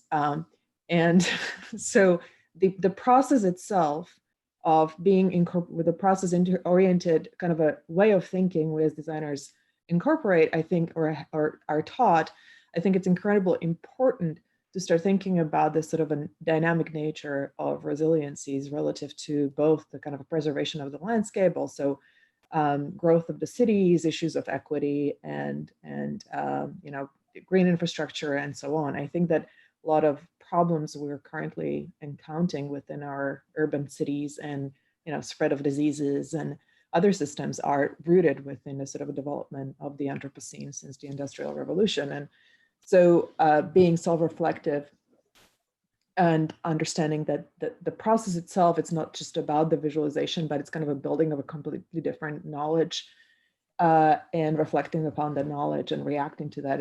I think it's really important. So to me, it's I hope you guys are, you as students can appreciate the methods and the process itself, and at the same time sort of look deeper, and while understanding this, kind of being specific about like, what are these techniques actually giving me, what's their limitation and what's their potential. And I have a couple questions. Was it Alexandra who presented it first? Yeah, that was very, very thoughtful. And I think it's sort of Alexandra and Sonia have a sort of a similar way of thinking. And then I think Amir, again, there is a sort of a more understanding of a human systems within the cities themselves as a kind of a comparative analysis. But I have a question for two of you relative to, I don't know to which extent, Marco, are you using a physical simulation within the erosion simulation techniques? Like on one hand, there is a kind of a, to which extent there is a linearity of the process that it's tracing the motion, where the speed or the weight becomes, it's not necessarily quite incorporated in. Like my question in both of those is like, where is the moment of cusp, or where is the moment where the landscape breaks? And usually we all know about kind of when is the moment when the disaster occurs, like when there is an avalanche or there is a mudslide, and there is a sort of the kind of a point of, and I think that generally these the digital tooling tends to be also somewhat linear, because you know you're dealing with meshes, you're dealing with kind of mesh subdivision routines where the transformation occurs in a sort of algorithmically smooth way. So I would be curious, with both of your work being incredibly thoughtful and beautiful, and this is why I was asking you, Alexandra, about time frame and a kind of a scale of transformation, because what you're proposing is just like flattening down the mountains, essentially, right? It's like, hey, where there is a, how do you identify the kind of a critical point where the transformation stops occurring within the linear? And this is, Sonia, for you as well. The erosion essentially works within a kind of, the higher rate of erosion equals a more intensified bifurcation relative to the terrain subdivision, right? And that morphology is incredibly beautiful. But let's say if you add a speed or add a kind of a rapid accumulation, then things will, there will be a moment where that pattern breaks and starts developing again, right? So I would be curious to see how you find these kind of moments of conflicts and start both understanding the territory of the digital tools and what they're really giving you, and what is the kind of a moment where the behavior, simulated behavior, identifies the point of collapse or failure, which I think it's incredibly interesting, and which would happen in some of these really radical terrains than it happens now. And how does that become a potential for understanding of future development of the landscape? And in Armin's analysis, it's I'm curious that relative to the, so these were the questions, and in Armin's analysis, I'm curious it's, you know, it's always interesting to see the difference within a city morphology relative to kind of their cultural life or social systems. I would be curious for you to tell me a little bit more relative to kind of if the density of public transportation systems is so different within the cities relative to their physical instantiation, what's the kind of a consequence you think relative to what is the question you're asking? I think that you have a lot of mapping layers and information, and I wonder what's the kind of hypothesis behind the information that you uncovered that you can claim that condition produces within a city itself? Yeah, my thoughts with the project were that in a city like Athens, where the density is much higher, that the spots where public transportation needs to be are more concentrated in certain points. And in a city like Lisbon, which is very vast, where you have to go from one point to another, it's more important that there are more distributed public transportation spots and different ways to how to get from one point to the other. And yeah, this was like the background thought of mine, and to see where the problematic areas in the city are, where it's not connected in a way that it should be, so that people have to move more with cars in this region, because obviously they're not connected with the other routes of the public transportation. And yeah, this was like the background thought, and I tried to work with this with these aspects.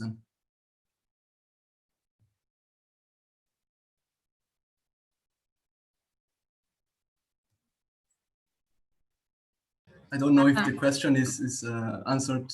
I think it was more for you to be more introspective of there are other potential, rather than kind of saying one produces this, the other produces this. There might be other cultural differences or patterns which are related to, or I don't know, you didn't focus on spread of the disease, but is relative to what are the kind of a human conditions within a city. You know, I mean, I'm European, but I live in the United States, where anything relative to public transportation system is just essentially almost non-existent. Mm-hmm. And it varies from cities to cities, but it creates a completely different set of kind of individuality, isolation, and a sense of collectivity, which I think, especially right now, I'm sure you guys are following the news, it becomes a kind of a sense of kind of a complete political disjunction, right? Which starts affecting public health. And so there are, I think that there are kind of a much deeper issues relative to kind of how physical infrastructure forms the sense of urbanity, both culturally and physically. And how we, as designers, when we start understanding these overlap of the kind of a biological and social systems, can become much more acute or aware through mapping of these invisible set of relationships relative to these. And so it wasn't a question of like, tell me the answer. It was more of a question for you to start thinking about the different set of hypotheses or different set of conditions relative to the difference between the cities themselves that might not be so obvious or evident. So it's kind of like the way of working you guys are working, it's essentially a research-based analysis that through the forms of representation that has a layers of data sets, you start uncovering a new kind of knowledge. And I would like each of you in a way to kind of identify that knowledge as a way that through which you can start rethinking about how you're designing. And I think that's the purpose of the seminar. Mm-hmm. It is a great by the way, of what we're doing. Can I say something? Go for it. So I actually really liked the question that you asked about what is the time frame, because I think the aspect of time and the effect of time on both the natural and the build is really fascinating, but it's also, for me, it's very difficult to fully understand, especially with a process like this that you said is very linear. Just by asking that question, it made me think, well, what if it was more exponential, or what if it's patterns that move in more of a wave form, and then being able to look at a context that has been abstracted from something that's three-dimensional into something that's very two-dimensional, and applying different layers of times at different speeds could also maybe open up possibilities of thinking, like, how would that affect humanity? Because I think, in my opinion, like, if the city's there, like my site was Innsbruck, then I'm assuming that city is always going to be there. But I think maybe that's another assumption that is maybe wrong or could maybe be challenged. I don't know. I mean, I think this conversation is very interesting, but I definitely don't have any answers. But thank you so much for proposing the question and for allowing us to think deeper and further in how we could apply this to our further explorations. Wonderful. Thank you. You're welcome.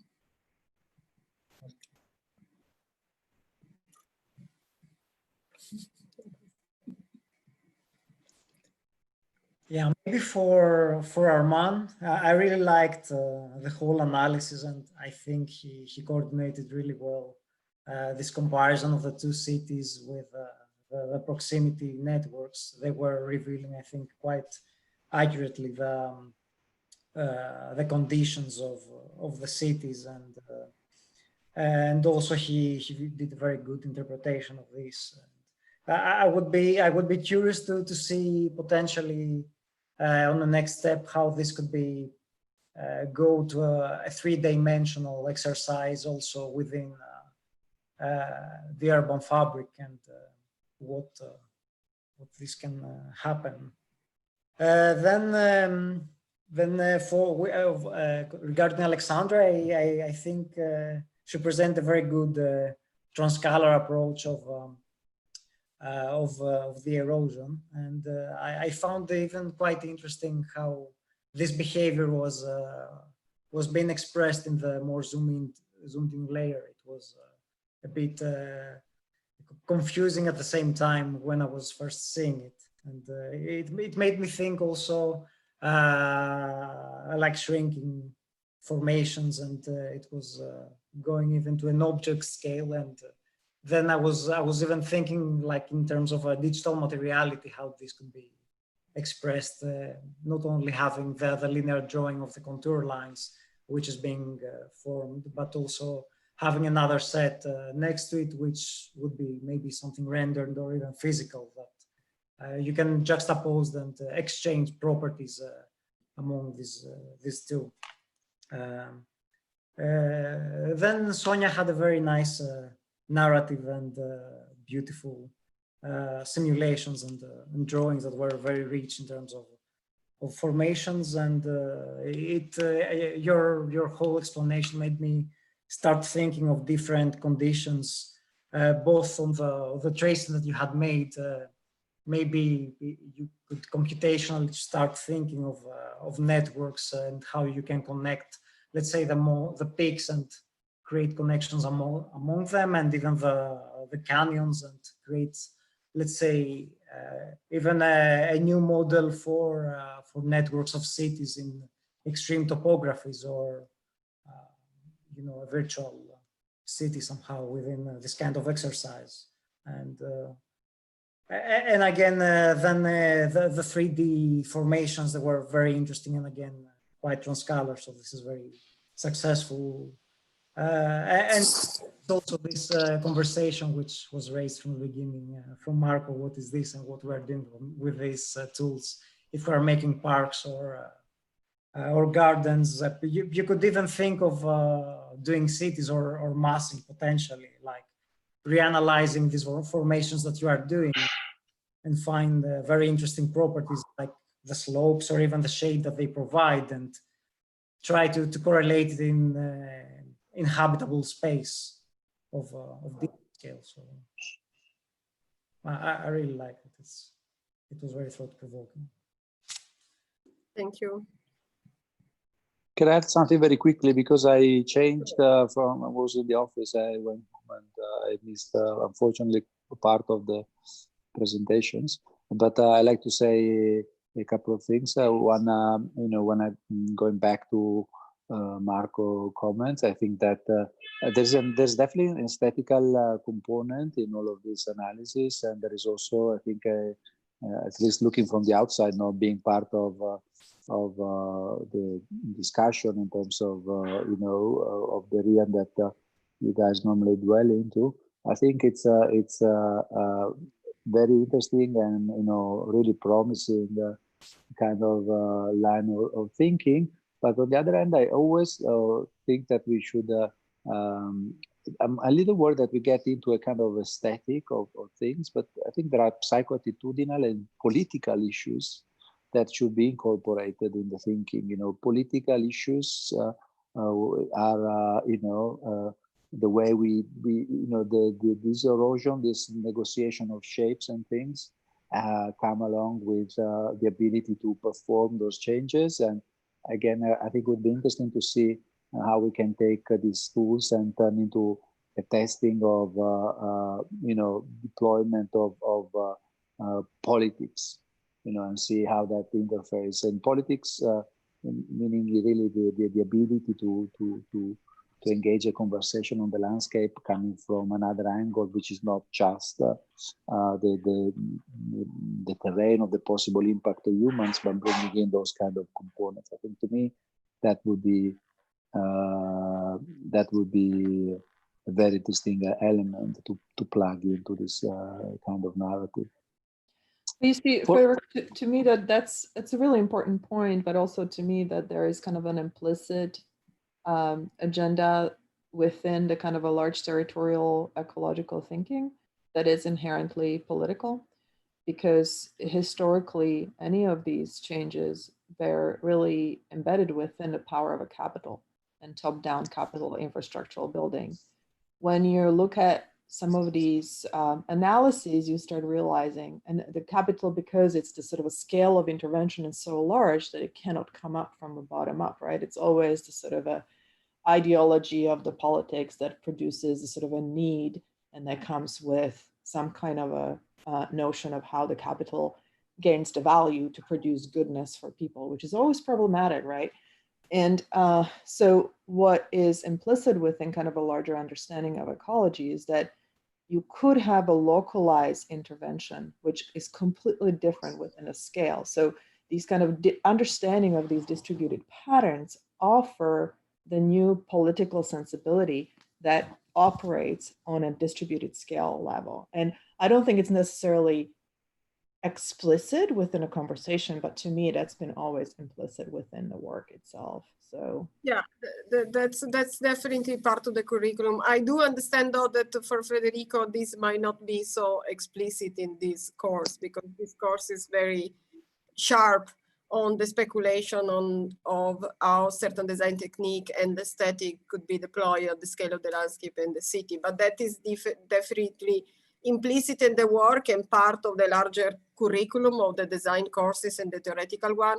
And in particular, I believe this type of technique are really about redescribing process that usually are treated in political terms ideologically, but redescribe them materially, so to create a different level of awareness, not only from the point of view of the designer, but eventually also with a larger set of social group that could interact with this data, and therefore the question of climate change or social changes in the city in a totally different manner, because they read them through a new type of visual language that is totally embedded in the course, although is implicit, and I understand maybe not so readable. I mean, I think within the context of this seminar, the point that Federico is making, it's very central. But I think we kind of we were sort of looking at it from the perspective of the, let's say, agency of the designer. It's a little bit the question that I was throwing at the students at the beginning. In a sense, for me, there is a question of agency, which doesn't simply means, okay, now architects can begin to deal with many different problems, whereas before they were only concerning with building buildings. I mean, that's not the case. I mean, really, I meant kind of unlocking a certain perspective whereby designers have the ability to instigate, if you want, certain processes, essentially operating across what you could define activism on one side, and on the other side, the kind of creating a sort of mediating ground, for different stakeholders, if you want to use the corporate names, or parties involved in the process. So I guess that's for me one of the key elements that I was trying to kind of tease out from the students as well, to sort of begin to give them the tools to shape a different position for themselves, which obviously at some point will have political repercussions, if you want. But on the other hand, from the perspective of the sort of design agency, what I found interesting is that all of a sudden they kind of shift the position from being the designer that kind of waits to receive a brief to eventually deliver its design solution or project to this brief, to the designer that all of a sudden shapes a conversation around a topic and uses its tool, its design tool, a presentational tool, an analytical tool, to create a meeting, to shift that conversation at a different level.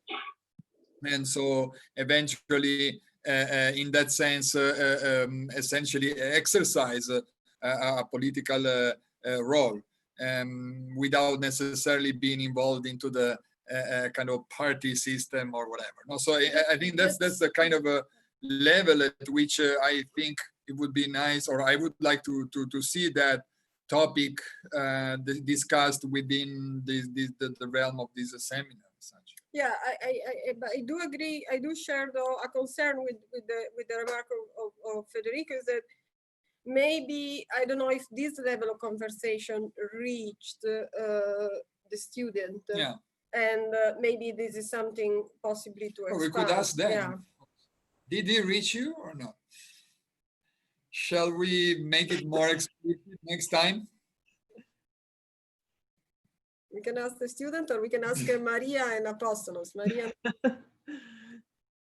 They muted themselves as soon as you asked the question.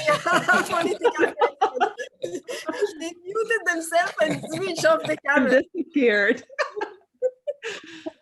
I think guys are just tired because we are a long time online. No, I think that it's like one more long session of a great discussion, and I think we targeted many questions, and which are, maybe not what is for me was missing only is the mix maybe of these two narratives that we're trying to join, the landscape and the city. That's the only thing that I'm just like following the discussion. Sorry, maybe I didn't already have a power to jump into the last conversations, but I was thinking that the only thing that we didn't reach is how does the synthetic landscapes are appearing in the vision of the city, and how it would affect the patterns, and how this, these two, they will not emerge. Otherwise, I think that there are a couple of projects that work across, because it's a very smooth drawing, but then apply to the city. So there are a couple of projects that are bridging, but we could have. Otherwise, we're definitely targeting the overall ecological situation, the political vision. And I think that the discourse in many projects is very interesting. And I think it brings not only analysis, it brings also a design tool, it brings a design vision. So I'm honestly quite happy with all the conversation that we had. Maybe I can add just one last question. Sorry, can I just say last? Maybe it's not so relevant, but just wanted to say something very quickly in terms of this issue of city and landscape. You know, when it comes to mobility and transportation in general, you have to deal with large infrastructure in general. And again, I think this is something that would be interesting to understand how you plug in this kind of adaptive design, or anyhow in this kind of complex patterns that you develop, because that is very much of sort of imposing gesture on the landscape, both natural or artificial. And I wonder how that can plug in when you start thinking about cities, infrastructure, because those are difficult to be thought as kind of bottom-up or enzymatic approach. They normally imply a larger entity, a larger agent that applies that kind of large infrastructure.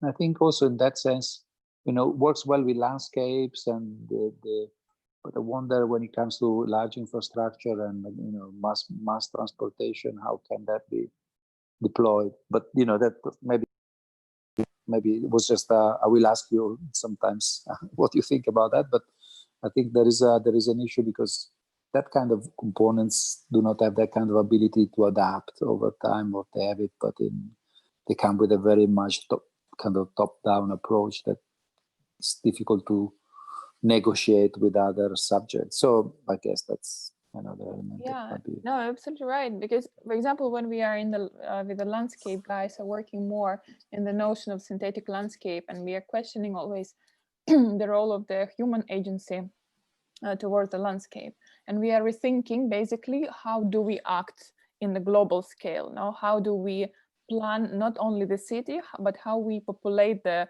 for example, the alpine territory. And what if we, for example, intervene or not intervene? Or what if we intervene in a different sense? Now, so by that fact, we basically rethink all the urban infrastructures, and we rethink the mobility. Now, and we propose alternative mobility. It's becoming kind of irrelevant to plan the mobility with this logic that we have now, with a specific distance for individual space, for the I don't know, spatial distributions, for the public transportation. We basically bring a new model now, and I think that this analysis that we are applying in the scale of the city will also radically change by that fact.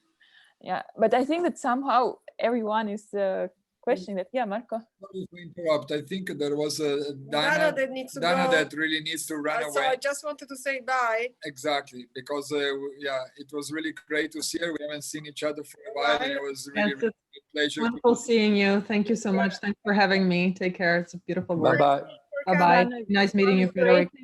Thank you very much. Maria, take care. Bye. Thanks. Bye. Sorry, Maria. No, I think, yeah, that this thought is clear. And I think we discussed this many times also with students. And it was really interesting to listen to Dana and Federico now and Konstantinos, seeing this work a bit from the different point of view, not from inside, but from outside, and bringing probably new discourse. So thank you very much for that.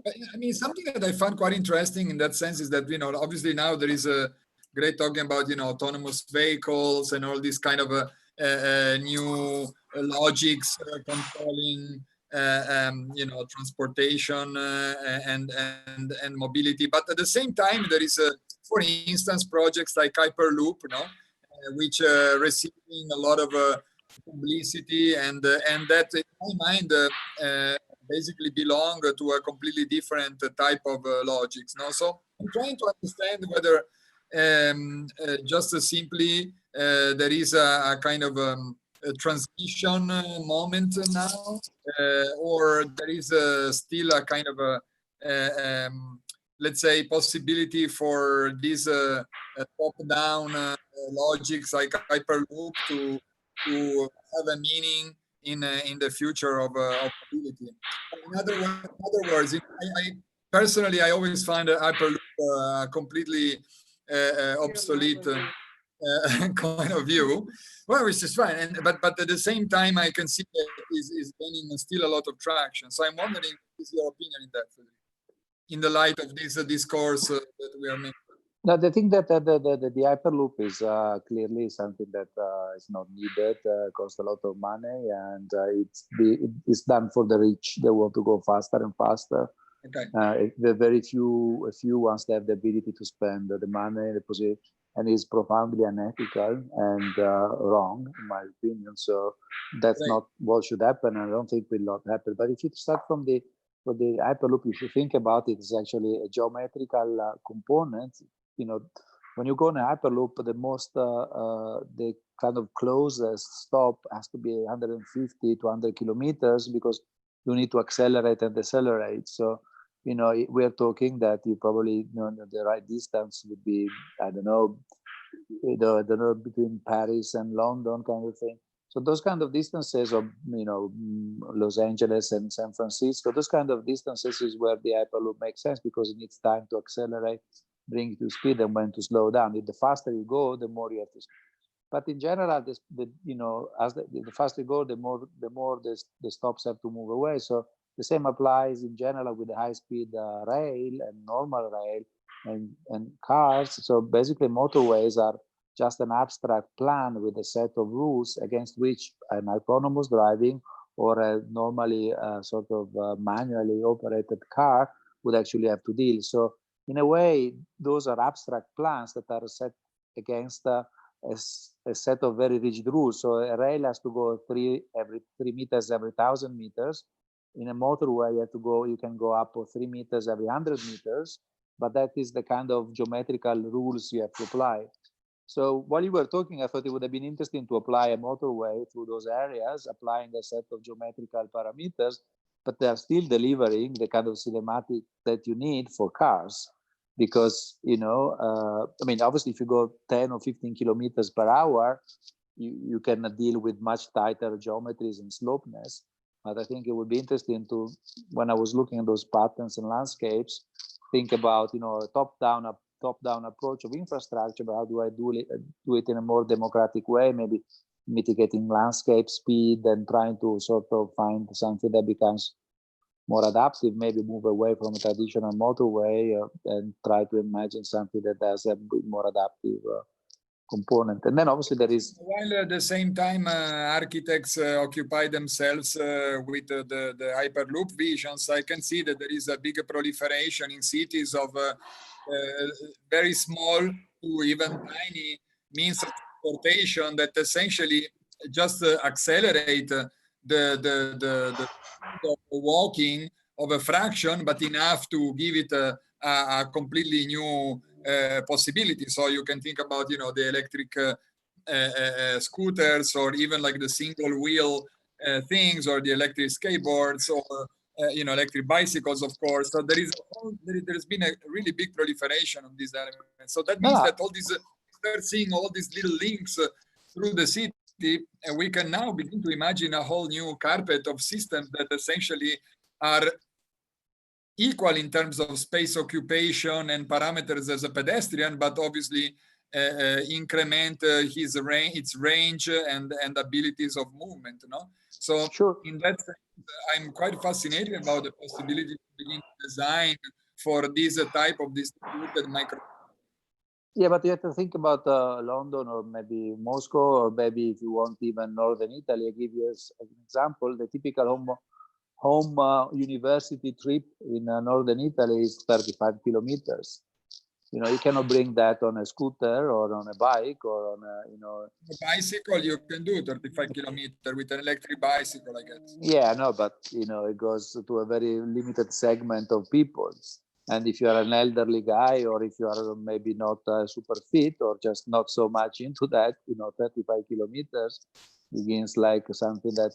So in that sense, I think that, you know, in Moscow, if you look at the homework trips patterns, the way Moscow is scattered out with a very huge crater in the middle and the outside part of the town, you know, the homework trips are very long. And imagine that to happen on a bike becomes a realm for a few activists, you know, they want to. So in that sense, I think you still have to rely upon a strong backbone of transit, and that is a superimposed kind of abstract geometry. And I was actually thinking how you can mitigate, through your approach, this top-down as well, because I can clearly see the story from the bottom up and the adaptiveness of these small systems and their ability to adjust and respond. But I think it would be interesting to start from the top down and say, what about this large infrastructure? How do they respond in a more maybe mitigating speed? Because clearly, if you go fast enough, you can do, you can do this kind of movement with your car. If you go, I think 350 kilometers, you can basically do like a U-turn, because the cinematic speed pushes you to. So what I try to say is that, the mitigation of speed, I was actually thinking when I was looking at your drawings, to adapt this large infrastructure, but I thought it would have been interesting to do something like that. Just looking at it, because those have a certain geometrical properties that you have to respect, but in the sense, but you can also negotiate it. The negotiation is much more limited because of what they have to deliver. A train, a high-speed train has a certain geometry, a motorway has a certain geometry, but there is a possibility to negotiate that. I think that was interesting. Maybe not for now, but combine modes, like if you imagine this micro transport system can also be taken quite easily on trams or local trains if they were designed for that, and so eventually you could begin to opt down and up of them and begin to create a whole new set of patterns of mobility through them. But I was recently, for instance, in Riyadh, and there's a motorway that takes to Jeddah, and basically what they've done, they scooped the mountains. There's like a giant, they come along and kind of wiped away entire hills, and you can see like this massive saw that kind of cut through the. And I'm sure there are other ways of designing even those large rings that happen because of the political realm we live in. And, I think that could have been interesting, but then you can, obviously you can have segments you can have small objects going on other larger ones, but once you're on the larger ones and you have to deliver long trips, then that's when you have some geometrical requirements. Anyway. Okay. Cool. Okay. But I think that maybe we can wrap it up, right? Unless somebody wants to add anything more, I think we kind of exceeded the time, but I think it was worth it. And so, I mean, thanks a lot for your patience and contribution to Federico, our guests, all the students, especially the ones that are still connected. Costantino, Maria, Apostolo, Emiliano, Elena is also there somewhere. And, I guess this was a big experience because, whether we liked it or not, we kind of were forced to, reframe a lot of these programs on the show and giving the conditions.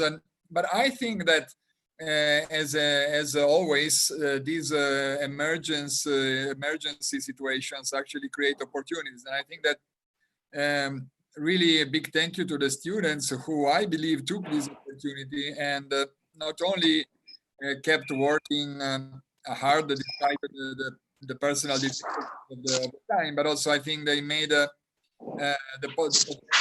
conversation intermediate and in this final jury very interesting. And again, one of the opportunities that this new normal offers to bring a really exciting Europe to comment and to discuss, and maybe this wasn't normally possible or it wasn't normally done in a similar type of courses. And I think this is something that we will definitely keep doing more and more. I think what Federico was saying before, in terms of the political layer, I think this is also very much related to this kind of conversation and conversation with external voices and minds, because otherwise the academic world, when it actually closes on itself, it does lose this sense of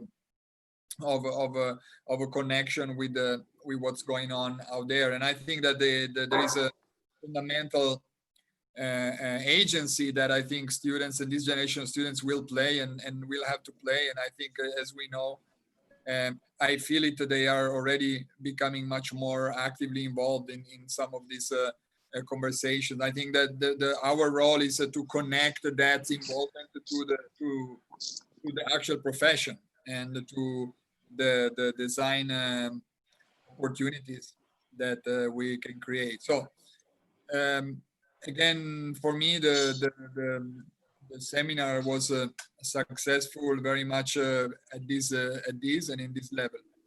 And then we obviously also want to see this within the bigger picture of what Professor Pasquero is trying to do in the landscape synthetic landscape lab and with the landscape architecture chair, which is build this within a curriculum that goes from year 1 to P level. And I think that's also where this for me becomes very relevant, because it's about building the block step by step to eventually reach maturity in the later stage of the curriculum and you know, eventually further down in the practice. So yeah, I think in that sense, thank you very much for all your efforts and for making, let's say, this seminar a really relevant block within this larger. Thank you. Thank you. And also thanks to all the students, even to those who didn't present today. As we said, we picked some of you, but it doesn't mean that we don't follow the rest of the work. It was just impossible to run everything for 4 days. We decided to make an open discussion more, invite you for the conversation. But we sum up all your work in a booklet and publish it. I think there will be still some post-editing in the booklet. So please respond to the emails of Emiliano and Elena. Resend everything so we could combine final booklet, and please submit all your presentations by tonight. Well, thanks a lot, everybody. Mark, Maria, Apostolos, if you want to say something, Vivian and Elena. Thanks also to the student, as Marco was saying. Traditionally, this course in the curriculum is looking at the pattern, and then we do a lot of printing of these. And this year, this was not possible, but I think on the other side, we gain a lot in sort of debate and cultural conversation with guests like Federico, the last man standing here with Konstantinos, but also with the other we had before and in the midterm. So it's, I think, an interesting twist that we will try to evolve next year, although we will go back to physical teaching. But I think that's been an insight on the course, and we will try to understand how to evolve it through the whole curriculum, as Marco was saying. So thanks a lot. Have a good Friday evening, or what is left of it. And thank you. Thanks. Bye-bye. Thank you. Bye-bye. We'll see some students again next week for other courses and more jury. Ciao, ciao. Bye. Bye-bye.